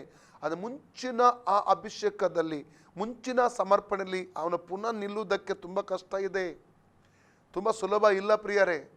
ಅದನ್ನು ಚೆನ್ನಾಗಿ ನಾವು ಅರ್ಥ ಮಾಡಿಕೊಳ್ಳಬೇಕು ಪ್ರಿಯರೇ. ಪಾಪಾತ್ಮರ ಮಾರ್ಗದಲ್ಲಿ ನಿಂತುಕೊಳ್ಳದೆ, ಮೂರನೇದಾಗಿ ಧರ್ಮ ನಿಂದಕರೊಂದಿಗೆ ಕುಳಿತುಕೊಳ್ಳದೆ. ಸಾಮ್ ಚಾಪ್ಟರ್ 1-3 ಓದ್ತೇವೆ ನಾವು, ಧರ್ಮ ನಿಂದಕರೊಂದಿಗೆ ಕುಳಿತುಕೊಳ್ಳಬಾರದು. ಧರ್ಮ ನಿಂದಕರು ಎಂದರೆ ಯಾರು? ನಾವು ಜ್ಞಾನೋಕ್ತಿ ಪುಸ್ತಕ 9ನೇ ಅಧ್ಯಾಯ 7-12 ವಾಕ್ಯ, ಪ್ರಾಬ್ಸ್ ಚಾಪ್ಟರ್ 9:7-12 ಓದಿ. ಧರ್ಮ ನಿಂದಕನನ್ನು ಶಿಕ್ಷಿಸುವವನು ತನ್ನನ್ನು ಅವಮಾನಕ್ಕೆ ಗುರಿ ಮಾಡಿಕೊಳ್ಳುವನು. ಧರ್ಮ ನಿಂದಕನನ್ನು ಶಿಕ್ಷಿಸುವುದು ಅಂದರೆ ಎಚ್ಚರಿಸುವವನು, ತಿದ್ದುವವನು ಅವನು ತನ್ನನ್ನು ಅವಮಾನಕ್ಕೆ ಗುರಿ ಮಾಡ್ತಾನೆ. ಒಂದು ವೇಳೆ ಧರ್ಮ ನಿಂದಕ ಯಾರೆಲ್ಲ ಧರ್ಮ ನಿಂದಿಸ್ತಾ ಇದ್ದಾರಲ್ಲ, ಗುಣಗುಟ್ಟುವುದು, ದೂಷಿಸುವಂಥದ್ದು, ತಪ್ಪು ಉರಿಸುವಂಥದ್ದು, ಬೆನ್ನೆಯಿಂದ ಮಾತಾಡುವಂಥದ್ದು, ಇಂಥ ವ್ಯಕ್ತಿಗಳನ್ನು ಕರೆಕ್ಷನ್ ಮಾಡಲಿಕ್ಕೆ ಹೋದರೆ, ತಿದ್ದಲಿಕ್ಕೆ ನೀವು ಹೋಗುವುದಾದರೆ ನಿಮ್ಮನೇ ಅವಮಾನಕ್ಕೆ, ನಿಮ್ಮ ಮರ್ಯಾದೆಯನ್ನು ತೆಗೆದು ಬಿಡ್ತಾನೆ. ಓಕೆ, ಮುಂದೆ ಓದಿ. ಕೆಟ್ಟವನನ್ನು ಗದರಿಸುವವನಿಗೆ ಕಳಂಕವಾಗುವುದು, ಕಳಂಕವಾಗುತ್ತದೆ. ಧರ್ಮ ನಿಂದಕನನ್ನು ಗದರಿಸಬೇಡ, ನಿನ್ನನ್ನು ಹಗೆ ಮಾಡುವನು, ಜ್ಞಾನವಂತನನ್ನು ಗದರಿಸಿದರೆ ನಿನ್ನನ್ನು ಪ್ರೀತಿಸುವನು, ಜ್ಞಾನಿಗೆ ಉಪದೇಶಿಸಿದರೆ ಹೆಚ್ಚು ಜ್ಞಾನವನ್ನು ಹೊಂದುವನು, ನೀತಿವಂತನಿಗೆ ಬೋಧಿಸಿದರೆ ಹೆಚ್ಚು ತಿಳುವಳಿಕೆಯನ್ನು ಪಡೆಯುವನು. ಯೆಹೋವನ ಭಯವೇ ಜ್ಞಾನಕ್ಕೆ ಮೂಲವು, ಪರಿಶುದ್ಧನ ತಿಳುವಳಿಕೆ ವಿವೇಕವು. ನನ್ನಿಂದ ನಿನ್ನ ದಿನಗಳು ಸಾಕು. ಇಲ್ಲಿ ನಾವು ನೋಡ್ತೇವೆ ಪ್ರಿಯರೇ, ಧರ್ಮ ನಿಂದಕನನ್ನು ಶಿಕ್ಷಿಸಬೇಡ ಎಂಬುದಾಗಿ ಇಲ್ಲಿ ದೇವರು ಎಚ್ಚರಿಸುವಂಥದ್ದನ್ನು ಇಲ್ಲಿ ನಾವು ಕಾಣ್ತಾ ಇದ್ದೇವೆ ಪ್ರಿಯರೇ. ಅಲ್ಲಲ್ಲಿಯ ಧರ್ಮ ನಿಂದಿಸುವುದೆಂಬುದಾಗಿ ಹೇಳಿದ್ರೆ ಆತ್ಮೀಯ ವಿಚಾರಗಳಿಗೆ ವಿರೋಧವಾಗಿ ಮಾತಾಡುವಂಥದ್ದು, ಸೇವೆಗಳಿಗೆ ವಿರೋಧವಾಗಿ ಮಾತಾಡುವಂಥದ್ದು, ಸಭಾ ಕಾರ್ಯಗಳಿಗೆ ವಿರೋಧವಾಗಿ ಮಾತಾಡುವಂಥದ್ದು, ಅಲ್ಲಲ್ಲಿಯ ದೈವಿಕ ಕಾರ್ಯಗಳಿಗೆ ವಿರೋಧವಾಗಿ ಮಾತಾಡುವಂಥದ್ದು, ದೇವ ಸೇವಕರಿಗೆ ವಿರೋಧವಾಗಿ ಮಾತಾಡುವಂಥದ್ದು, ದೇವ ಜನರಿಗೆ ವಿರೋಧವಾಗಿ ಮಾತಾಡುವಂಥದ್ದು, ಇವೆಲ್ಲ ಧರ್ಮ ನಿಂದಕರು ಎಂಬುದಾಗಿ. ಧರ್ಮ ನಿಂದಕರು ಕೆಲವರು ಹೇಗಿರ್ತಾರೆ ಅಂದರೆ, ಪ್ರಾರ್ಥನೆ ವಿಷಯ, ಆತ್ಮಿಕ ವಿಷಯ ಮಾತಾಡೋದಕ್ಕೆ ಅವರಿಗೆ ಸಮಯನೇ ಇರುವುದಿಲ್ಲ. ಈ ರೀತಿಯಲ್ಲಿ ದೂಷಿಸುವಂಥದ್ದು, ಎಂಥದ್ದು ಯಾವುದಾದ್ರೂ ಬೇರೆಯವರ ಬಗ್ಗೆ ಮಾತಾಡುವಂಥದ್ದಿದ್ದರೆ ಬೇಗ ಅವ್ರು ಭಾರಿ ಸುಖರಾಗಿ ಬಿಡ್ತಾರೆ. ಬೇಕಾದ ಗಂಟೆಗಟ್ಟಲೆ ಬೇರೆಯವ್ರ ವಿಚಾರ ಮಾತಾಡಲಿಕ್ಕೆ ಕೂತ್ಕೊಳ್ತಾರೆ. ಆದರೆ ಬೈಬಲ್ ಡಿಸ್ಕಸ್ ಮಾಡುವಂಥದ್ದು, ಆತ್ಮೀಯ ವಿಚಾರ ಡಿಸ್ಕಸ್ ಮಾಡುವಂಥದ್ದು, ಸೇವೆಗೆ ಸಂಬಂಧಿಸಿದ ಅದಕ್ಕೆಲ್ಲ ಅಂಥದ್ದಲ್ಲಿದ್ದರೆ ಬೇಗನೆ ಮಾಡಿಬಿಡ್ತಾರೆ. ಪ್ರಾರ್ಥನೆ ಮಾಡುವಂಥದ್ದು, ಪ್ರಾರ್ಥನೆ ಮಾಡಲಿಕ್ಕಾಗಿ ಅದಕ್ಕೆ ಅವರಿಗೆ ಸಮಯ ಇರುವುದಿಲ್ಲ ಕೆಲವು ಸಲ. ಅಲ್ಲಲ್ಲಿಯ ನಾವೊಂದು ವಾಕ್ಯ ಓದುವ, 2 ತಿಮೋಥಿ 2 16ರಿಂದ 21 ವಾಕ್ಯದವರೆಗೆ. 2 ತಿಮೋಥಿ 2:16-21. ಪ್ರಾಪಂಚಿಕವಾದ ಆ ಹರಟೆ ಮಾತುಗಳಿಗೆ ದೂರವಾಗಿರು. ಅವುಗಳಿಗೆ ಮನಸ್ಸು ಯಾರು ಕೊಡ್ತಾರಲ್ಲ, ಹೆಚ್ಚೆಚ್ಚಾಗಿ ಅವರಲ್ಲಿ ಭಕ್ತಿಹೀನತೆ ಬಂದು ಬಿಡ್ತದೆ. ಇವತ್ತು ನಾನು ನೋಡುವಂಥದ್ದು, ಮಾರ್ಚ್ ನಂತರ ಒಂದು ವೇಳೆ ಈ ವಾರ್ತೆ ಆಸರೆ ಟಿವಿ ಮೂಲಕವಾಗಿ ಹೋಗ್ತದೆ, ಝೂಮ್ ಮೂಲಕವಾಗಿ ಹೋಗ್ತಾ ಇದೆ, ಮತ್ತು ಯೂಟ್ಯೂಬ್ ಮೂಲಕವಾಗಿ ಹೋಗ್ತದೆ, ಫೇಸ್ಬುಕ್ ಮೂಲಕವಾಗಿ ಬೇರೆ ಬೇರೆ ರೀತಿಯಲ್ಲಿ ಈ ವಾರ್ತೆ ಅನೇಕರು ಕೇಳ್ತಾ ಇದ್ದೀರಾ. ನೀವು ಬೇರೆ ಬೇರೆ ಸಭೆಗೆ ಸಂಬಂಧಪಟ್ಟವರು ಆಗಿರಬಹುದು. ನಾನು ನಿಮಗೆ ಎನ್ಕರೇಜ್ ಮಾಡೋದು ಏನೆಂದರೆ, ಮಾರ್ಚ್ ನಂತರವಾಗಿ ಇವತ್ತಿನವರೆಗೆ ನಿಮ್ಮ ಭಕ್ತಿ ಬೆಳೆದಿದೆಯಾ, ಭಕ್ತಿ ಕಡಿಮೆ ಆಗಿದೆಯಾ, ನಿಮ್ಮನ್ನು ಪರೀಕ್ಷೆ ಮಾಡಿಕೊಳ್ಳಿ.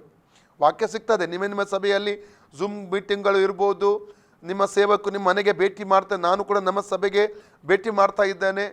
ಹಲಲಿಯ ಇರ್ಬೋದು, ಬೇರೆ ಬೇರೆ ರೀತಿಯ ಎನ್ಕರೇಜ್ಮೆಂಟ್ ಸಿಗ್ತಾ ಇದೆ, ವಾಕ್ಯಕ್ಕೂ ಜಾಸ್ತಿ ಸಿಗ್ತಾ ಇದೆ, ಸಮಯ ಕೂಡ ಜಾಸ್ತಿ ಸಿಕ್ಕಿದೆ. ಈಗ ಮಾರ್ಚ್ ನಂತರ ತುಂಬ ದಿವಸ ನಾವೆಲ್ಲರೂ ಮನೆಯಲ್ಲೇ ಇದ್ದೆವು, ಲಾಕ್ಡೌನ್ ನಿಮಿತ್ತವಾಗಿ ಮನೆಯೊಳಗಿದ್ದೆವು. ಆ ಸಮಯ ನಾವು ಏನು ಮಾಡಿದ್ದೇವೆ? ಟಿವಿಯ ಮುಂದೆ ನಾವು ಸಮಯ ಕಳೆದಿದ್ದೇವಾ, ಪಿಕ್ಚರ್ ಮುಂದೆ ಸಮಯ ಕಳೆದಿದ್ದೇವಾ, ಮೊಬೈಲಲ್ಲಿ ಆಟ ಆಡುವುದರಲ್ಲಿ ಸಮಯ ಗೇಮಲ್ಲಿ ಕಳೆದಿದ್ದೇವಾ, ವ್ಯರ್ಥವಾಗಿ ನಾವು ಸಮಯ ಕಳೆದಿದ್ದ, ಅಥವಾ ಏನಾದರೂ ಭಕ್ತಿಯಾಗಲಿ, ಪ್ರಾರ್ಥನೆ ಮಾಡಲಿಕ್ಕೆ, ಅನ್ಯ ಭಾಷೆ ಮಾತಾಡಲಿಕ್ಕೆ, ಆರಾಧನೆ ಮಾಡಲಿಕ್ಕೆ, ಸತ್ಯವೇದ ಓದಲಿಕ್ಕೆ, ವಾಕ್ಯ ಕೇಳಲಿಕ್ಕೆ ನಾವು ಏನಾದರೂ ಸಮಯ ಅದನ್ನು ನಾವು ಕೊಟ್ಟಿದ್ದೇವಾ? ನಮ್ಮನ್ನು ಪರೀಕ್ಷೆ ಮಾಡುವ. ಯಾಕಂದರೆ ಸಮಯದ ಕುರಿತು ವಾಕ್ಯ ಹೇಳ್ತದೆ. ಎಫೆಸ 5:16 ಓದಿ, ಎಫೆಸ 5:16 ಓದಿ. ಈ ದಿನಗಳು ಕೆಟ್ಟವುಗಳಾಗಿವೆ, ಆದುದರಿಂದ ಕಾಲವನ್ನು ಸುಮ್ಮನೆ ಕಳಕೊಳ್ಳದೆ ಅದನ್ನು ಬೆಲೆಯುಳ್ಳದೆಂದು ಉಪಯೋಗಿಸಿಕೊಳ್ಳಿರಿ. Praise God. ನಾವು ಮಾರ್ಚ್ ನಂತರ ನಮ್ಮ ಸಮಯ ಕೇವಲ ಭಾರತದಲ್ಲಿ ಮಾತ್ರವಲ್ಲ, ವಿದೇಶದಲ್ಲಿ ಕೂಡ ಅನೇಕರು ಇದ್ದೀರಿ. ನಿಮಗೂ ಅಲ್ಲಿ ಕೂಡ ಲಾಕ್ಡೌನ್ ಇತ್ತು. ಆ ಸಮಯ ನಾವು ಯಾವ ರೀತಿ ನಾವು ಕಳ್ಕೊಂಡಿದ್ದೇವೆ, ಯಾವ ರೀತಿ ಕಳೆದಿದ್ದೇವೆ, ನಮ್ಮನ್ನು ಒಂದು ಸಲ ಪರೀಕ್ಷೆ ಮಾಡುವ. ನಮ್ಮ ಒಂದು ವೇಳೆ ಮಾರ್ಚ್ವರೆಗೆ ಭಕ್ತಿಯಲ್ಲಿ ಒಳ್ಳೆ ಇದ್ದೇವೆ, ನಾವು ಮಾರ್ಚ್ ನಂತರ ನಮ್ಮ ಭಕ್ತಿ ಜಾಸ್ತಿ ಆಗಿದೆ, ಕಡಿಮೆ ಆಗಿದೆಯಾ, ನಮ್ಮನ್ನು ಪರೀಕ್ಷೆ ಮಾಡಿಕೊಳ್ಳೋಣ. ಅನೇಕ ಸಲ ಬೇರೆಯವರ ವಿಚಾರ ಮಾತಾಡುವುದು, ಅವರ ಮಗಳು ಹಾಗೆ, ಅವರ ಮಗ ಹೀಗೆ, ಅವರ ಹೆಂಡತಿ ಹಾಗೆ, ಅವರ ಗಂಡ ಹೀಗೆ, ಅವರ ಫ್ಯಾಮಿಲಿಯಲ್ಲಿ ಹೀಗೆ, ಅವರ ಸೇವೆಯಲ್ಲಿ ಹೀಗೆ, ಅಥವಾ ಅವರ ಕೆಲಸ ಹೀಗೆ, ಅವರ ವ್ಯಾಪಾರದಲ್ಲಿ ಹೀಗೆ, ಅವನನ್ನು ಬಿಟ್ಟು ಹೋದ್ಲಂತೆ. ಕೆಲವು ಸಲ ನಮಗೆ ಸಂತೋಷವ, ಒಂದು ಕುಟುಂಬ ಮುರಿಯುವಾಗ, ಒಂದು ಗಂಡ ಹೆಂಡತಿ ಬೇರ್ಪಡುವ ಅದರಲ್ಲಿ ಸಂತೋಷವನ್ನು ನಮಗೆ ಅದು ಮಾತಾಡುವಂಥ ವಿಚಾರ ದೇವರ ಮಕ್ಕಳು. ನಮ್ಮ ದುಃಖ ಆಗಬೇಕು, ಒಂದು ಕುಟುಂಬ ಒಡೆಯುವಾಗ ನಾವು ಪ್ರಾರ್ಥಿಸಬೇಕು ಅವರಿಗೋಸ್ಕರ. ನಾವು ಇನ್ನೊಬ್ಬರು ನಮಗೆ ಹೇಳುವಾಗ ನಾವು ಹೇಳಬೇಕು, ನಾವು ಹಾಗೆ ಮಾತಾಡಬಾರ್ದು, ನಾವು ಪ್ರಾರ್ಥಿಸು ಅವರಿಗೋಸ್ಕರ. ಒಂದು ವಾಕ್ಯ ಉಂಟು ನೋಡಿ, ಜ್ಞಾನೋಕ್ತಿ 24:16 ಓದಿ, ಪ್ರಾಪ್ ಚಾಪ್ಟರ್ 24:15 ಓದಿ, 17 ಬೇಕು ನಮಗೆ, 16-17 ಓದಿ. ಶಿಷ್ಟನು 7 ಸಾರಿ ಬಿದ್ದರು, ಶಿಷ್ಟನು 7 ಸಾರಿ ಬಿದ್ದರು ಮತ್ತೆ ಏಳುವನು, ದುಷ್ಟನು ಕೇಡಿನಿಂದ ಬಿದ್ದೇ ಹೋಗುವನು. ನಿನ್ನ ಶತ್ರು ಬಿದ್ದರೆ ಹಿಗ್ಗಬೇಡ, ಎಡವಿದರೆ ನಿನ್ನ ಹೃದಯವು ಹರ್ಷಿಸದಿರಲಿ. ಯೆಹೋವನು ನಿನ್ನ ಹರ್ಷವನ್ನು ಕಂಡು ಬೇಸರಗೊಂಡು ತನ್ನ ಕೋಪವನ್ನು ಅವನ ಕಡೆಯಿಂದ ತಿರುಗಿಸಾನು. ಕೆಡುಕರ ಮೇಲೆ ಊರಿಗೊಳ್ಳದಿರು. ಇಲ್ಲಿ ಸ್ಪಷ್ಟವಾಗಿ ನಾವು ನೋಡ್ತಾ ಇದ್ದೇವೆ ಪ್ರಿಯರೇ, ಇನ್ನೊಬ್ಬರ ಒಂದು ವೇಳೆ ಒಂದು ಕುಟುಂಬದಲ್ಲಿ ಏನೋ ಸಮಸ್ಯೆ ಆಯಿತು, ಅವರಿಗೆ ಆಕ್ಸಿಡೆಂಟ್ ಆಯಿತು, ಅವರ ಕೆಲಸ ಹೋಯಿತು, ಬಿಸ್ನೆಸ್ ಹೋಯಿತು, ತೊಂದರೆ ಆಯಿತು, ಅವರ ಮನೆಯಲ್ಲಿ ಅವರ ಮಗ ಸರಿ ಇಲ್ಲ, ಮಗಳು ಸರಿ ಇಲ್ಲ, ಏನೋ ಆಯಿತು. ಒಂದು ವಿಶ್ವಾಸಿಗಳಂತ ತಿಳಿಸುವ ವಿಶ್ವಾಸಿಗಳ ಮನೆಯಲ್ಲೇ ಸಮಸ್ಯೆ. ಯಾಕಂದರೆ ಒಂದು ವೇಳೆ ಒಂದು ಮಗ ತಪ್ಪು ದಾರಿಗೆ ಹೋದರೆ, ಒಂದು ಮಗಳು ತಪ್ಪು ದಾರಿಗೆ ಹೋದರೆ, ತಂದೆ ತಾಯಿ ಅನುಭವಿಸುವಂಥ ನೋವು ಅವರಿಗೆ ದೇವರಿಗೆ ಮಾತ್ರ ಗೊತ್ತು. ಇವನ್ ನನ್ನ ವಾರ್ತೆ ಕೇಳುವ ನಿಮ್ಮ ಜೀವಿತದಲ್ಲೂ ನಿಮಗೂ ಅನುಭವ ಆಗಿರಬಹುದು. ನನ್ನ ತಾಯಿ ಅವಾಗ ರಕ್ಷಣೆ ಹೊಂದಿರಲಿಲ್ಲ, ನಾನು ದಪ್ಪಾದ ದಾರಿಯಲ್ಲಿ ನನ್ನ ತಾಯಿ ನನ್ನ ತಂದೆ ಅನುಭವಿಸಿದ ನೋವು ನಾನು ನೋಡಿದ್ದೇನೆ. ಅವಾಗ ನನಗೆ ಅರ್ಥ ಆಗ್ತಾಯಿಲ್ಲ, ಯಾಕಂದರೆ ಆತ್ಮಿಕತೆ ಗೊತ್ತಿರಲಿಲ್ಲ, ವಾಕ್ಯ ಗೊತ್ತಿರಲಿಲ್ಲ ನನಗೆ. ಈವನ್ ಮಕ್ಕಳಿಗೆ ಕೂಡ ಅರ್ಥ ಆಗಲ್ಲ. ಕಳೆದ ಕೆಲವು ದಿವಸದ ಹಿಂದೆ, ಒಂದು ವಾರ ಕೂಡ ಆಗಿಲ್ಲ, ಒಂದು ಕಡೆ ಒಂದು ಹೆಣ್ಣು ಮಗು, ಚಿಕ್ಕ ಮಗು, 10ನೇ ಕ್ಲಾಸ್ ಏನೋ, ನನಗೆ ಗೊತ್ತುಂಟು ಫ್ಯಾಮಿಲಿ, ಇಬ್ಬರು ಅಕ್ಕ ತಂಗಿಯರ ಮಧ್ಯೆ ಏನೋ ಹೆಚ್ಚು ಕಮ್ಮಿ ಆಯಿತು. ಅವಳು ಹೋಗಿ ಒಂದು ಕಪ್ ಸಿರಪ್ ಒಂದು ಬಾಟ್ಲಿ ಕುಡಿದ್ಲಂತ, ಅದ್ರ ಏನಾಗಲಿಲ್ಲ ಅಂತ.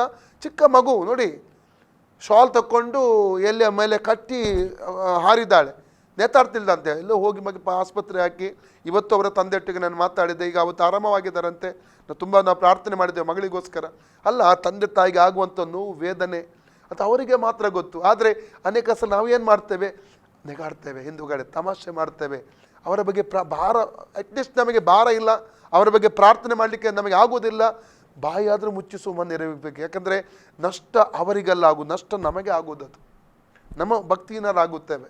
ಇನ್ನೊಬ್ಬರ ಬಗ್ಗೆ ನಾವು ಮಾತಾಡುವುದಲ್ಲ. ಇನ್ನೊಬ್ಬರ ಮಗ ಹೇಗಿರಲಿ, ಮಗಳು ಹೇಗಿರಲಿ, ಗಂಡ ಹೇಗಿರಲಿ, ಹೆಂಡತಿ ಹೇಗಿರಲಿ, ಅದು ಅವರ ಬಿಸ್ನೆಸ್ ಹೇಗಿರಲಿ, ಕೆಲಸ ಹೇಗಿರಲಿ, ತೊಂದರೆ ಇಲ್ಲ. ಒಂದು ವೇಳೆ ಅವರು ನಷ್ಟ ಅನುಭವಿಸುವಾಗ ನಿನಗೊಂದು ಭಾರ ಬರ್ತದೆ ಅವರ ಹೃದಯದಲ್ಲಿ, ಪ್ರಾರ್ಥಿಸು. ಅವರ ಬಿಡುಗಡೆಗೆ ಪ್ರಾರ್ಥಿಸು, ಅವರ ಕಣ್ಣೀರು ಒರೆಸುವುದಕ್ಕಾಗಿ ಪ್ರಾರ್ಥಿಸು, ಅವರ ಪುನಃಸ್ಥಾಪನೆ ಪ್ರಾರ್ಥಿಸು. ಖಂಡಿತ ದೇವರು ನಿನಗೆ ಪ್ರತಿಫಲ ಕೊಡುತ್ತಾನೆ. ಆದರೆ ಇನ್ನೊಬ್ಬರ ಬಗ್ಗೆ ಮಾತಾಡೋದು, ನೆಗಾಡೋದು, ತಮಾಷೆ ಮಾಡೋದು, ಇದು ದೇವರ ಮಕ್ಕಳಿಗೆ ಸಮ್ಮತವಲ್ಲ ಪ್ರಿಯರೇ. ನಾನು ಇವತ್ತಿಗೆ ನಾನು ಮುಗಿಸ್ತೇನೆ, ನಾಳೆ ಮುಂದುವರಿಸಲಿಕ್ಕೆ ಹೋಗುತ್ತೇನೆ ಪ್ರಿಯರೇ. ಪ್ರಾರ್ಥನೆಗೆ ನಮ್ಮ ಸಭೆಯ ಎಲ್ಲ ಕೃತ್ಯಗಳನ್ನು ತಿಳಿದಂಥ ದೇವರು ಸಭೆಯನ್ನು ಸೂಕ್ಷ್ಮವಾಗಿ ಕರ್ತನು ಗಮನಿಸ್ತಾನೆಂಬುದಾಗಿ ನಾವು ತಿಳ್ಕೊಂಡಿದ್ದೇವೆ. ನಮ್ಮ ಮಾತು ಆಗಿರ್ಬೋದು, ನಮ್ಮ ಕೇಳುವಿಕೆ ಆಗಿರ್ಬೋದು, ನೋಟ ಆಗಿರ್ಬೋದು, ಯೋಚನೆಗಳಾಗಿರ್ಬೋದು, ಕ್ರಿಯೆಗಳಾಗಿರ್ಬೋದು, ಸ್ವಭಾವ ಆಗಿರ್ಬೋದು, ಎಲ್ಲವನ್ನು ಕರ್ತನು ತಿಳಿದುಕೊಂಡಿದ್ದಾನೆಂಬುದಾಗಿ ನಾವು ಅರ್ಥ ಮಾಡಿಕೊಳ್ಳಬೇಕು ಪ್ರಿಯ. ನಾವು ಪ್ರಾರ್ಥಿಸುವ ಪ್ರೀತಿ ಸ್ವರೂಪನಾದ ಪರಲೋಕ ತಂದೆಯೇ, ಯೇಸುವಿನ ನಾಮದಲ್ಲಿ ಪವಿತ್ರಾತ್ಮನ ಸಹಾಯದೊಂದಿಗೆ ನಿನ್ನ ಪಾದಕ್ಕೆ ನಾವು ಬಂದಿದ್ದೇವೆ ಸ್ವಾಮಿ. ಕರ್ತನೇ, ಸಭೆಯ ಎಲ್ಲ ಕೃತ್ಯಗಳನ್ನು ತಿಳಿದಂಥ ದೇವರಾಗಿದ್ದಿ, ನಮ್ಮೆಲ್ಲರ ಜೀವಿತವನ್ನು ಅರಿತಂಥ ದೇವರಪ್ಪ. ನಿನಗೆ ನಮ್ಮ ಜೀವಿತದಲ್ಲಿ ಗೊತ್ತಿಲ್ಲದ್ದು ಒಂದು ಕೂಡ ಇಲ್ಲ ಕರ್ತನೆ. ಅಪ್ಪ, ನಮ್ಮ ಸ್ವಭಾವದಲ್ಲಿ, ನಮ್ಮ ನಡತೆಯಲ್ಲಿ, ನಮ್ಮ ನೋಟದಲ್ಲಿ, ಮಾತಿನಲ್ಲಿ, ಯೋಚನೆ ಏನೋ ತಪ್ಪುಗಳನ್ನು ಮಾಡಿರುವುದಾದರೆ ನೀನು ನಮಗೆ ಕ್ಷಮಿಸು. ನಾವು ಅದಕ್ಕೆ ಪಶ್ಚಾತ್ತಾಪಪಟ್ಟು ಕರ್ತ ನಿನ್ನ ಬಳಿ ಕ್ಷಮೆ ಕೇಳಿಕೊಡ್ತಾ ಇದ್ದೇವೆ. ರಕ್ತದ ಮೂಲಕ ನಮ್ಮ ತೊಳೆದು ಶುದ್ಧಿ ಮಾಡಪ್ಪ. ಇನ್ನು ಮುಂದೆ ಬೇರೆಯವರ ಬಗ್ಗೆ ಮಾತಾಡಲಿಕ್ಕೆ ಹೋಗಬಾರ್ದು ಅಪ್ಪ. ತಪ್ಪು ದುಷ್ಟರ ಆಲೋಚನೆ ಕೇಳಲಿಕ್ಕೆ ಹೋಗಬಾರ್ದಪ್ಪ. ಪಾಪಾತ್ಮರ ಮಾರ್ಗ ನಿಂತುಕೊಳ್ಳಬಾರದಪ್ಪ. ನಿನ್ನ ಮಾರ್ಗದಲ್ಲೇ ನಡೆದು ಭಕ್ತಿವಂತರಾಗಿ ಜೀವಿಸುವ ಹಾಗೆ, ನಿನ್ನ ಬರೋಣಕ್ಕೆ ನಮ್ಮನ್ನು ಸಿದ್ಧಪಡಿಸಿಕೊಳ್ಳುವ ಹಾಗೆ ನೀನು ನಮಗೆ ಸಹಾಯ ಮಾಡಬೇಕೆಂಬುದಾಗಿ ಕರ್ತನಿಗೆ ಕೇಳಿಕೊಡ್ತಾನೆ. ನಮ್ಮನೆ ತಗ್ಗಿಸಿದ ಕರಗಳು ಒಪ್ಪಿಸಿಕೊಡ್ತೇವೆ. ಯೇಸುವಿನ ಹೆಸರಿನಲ್ಲಿ ಬೇಡಿ ಹೊಂದಿದ್ದೇವೆ ನಮ್ಮ ತಂದೆ ಆದೇವರೇ, amen. Praise the Lord. God bless you all.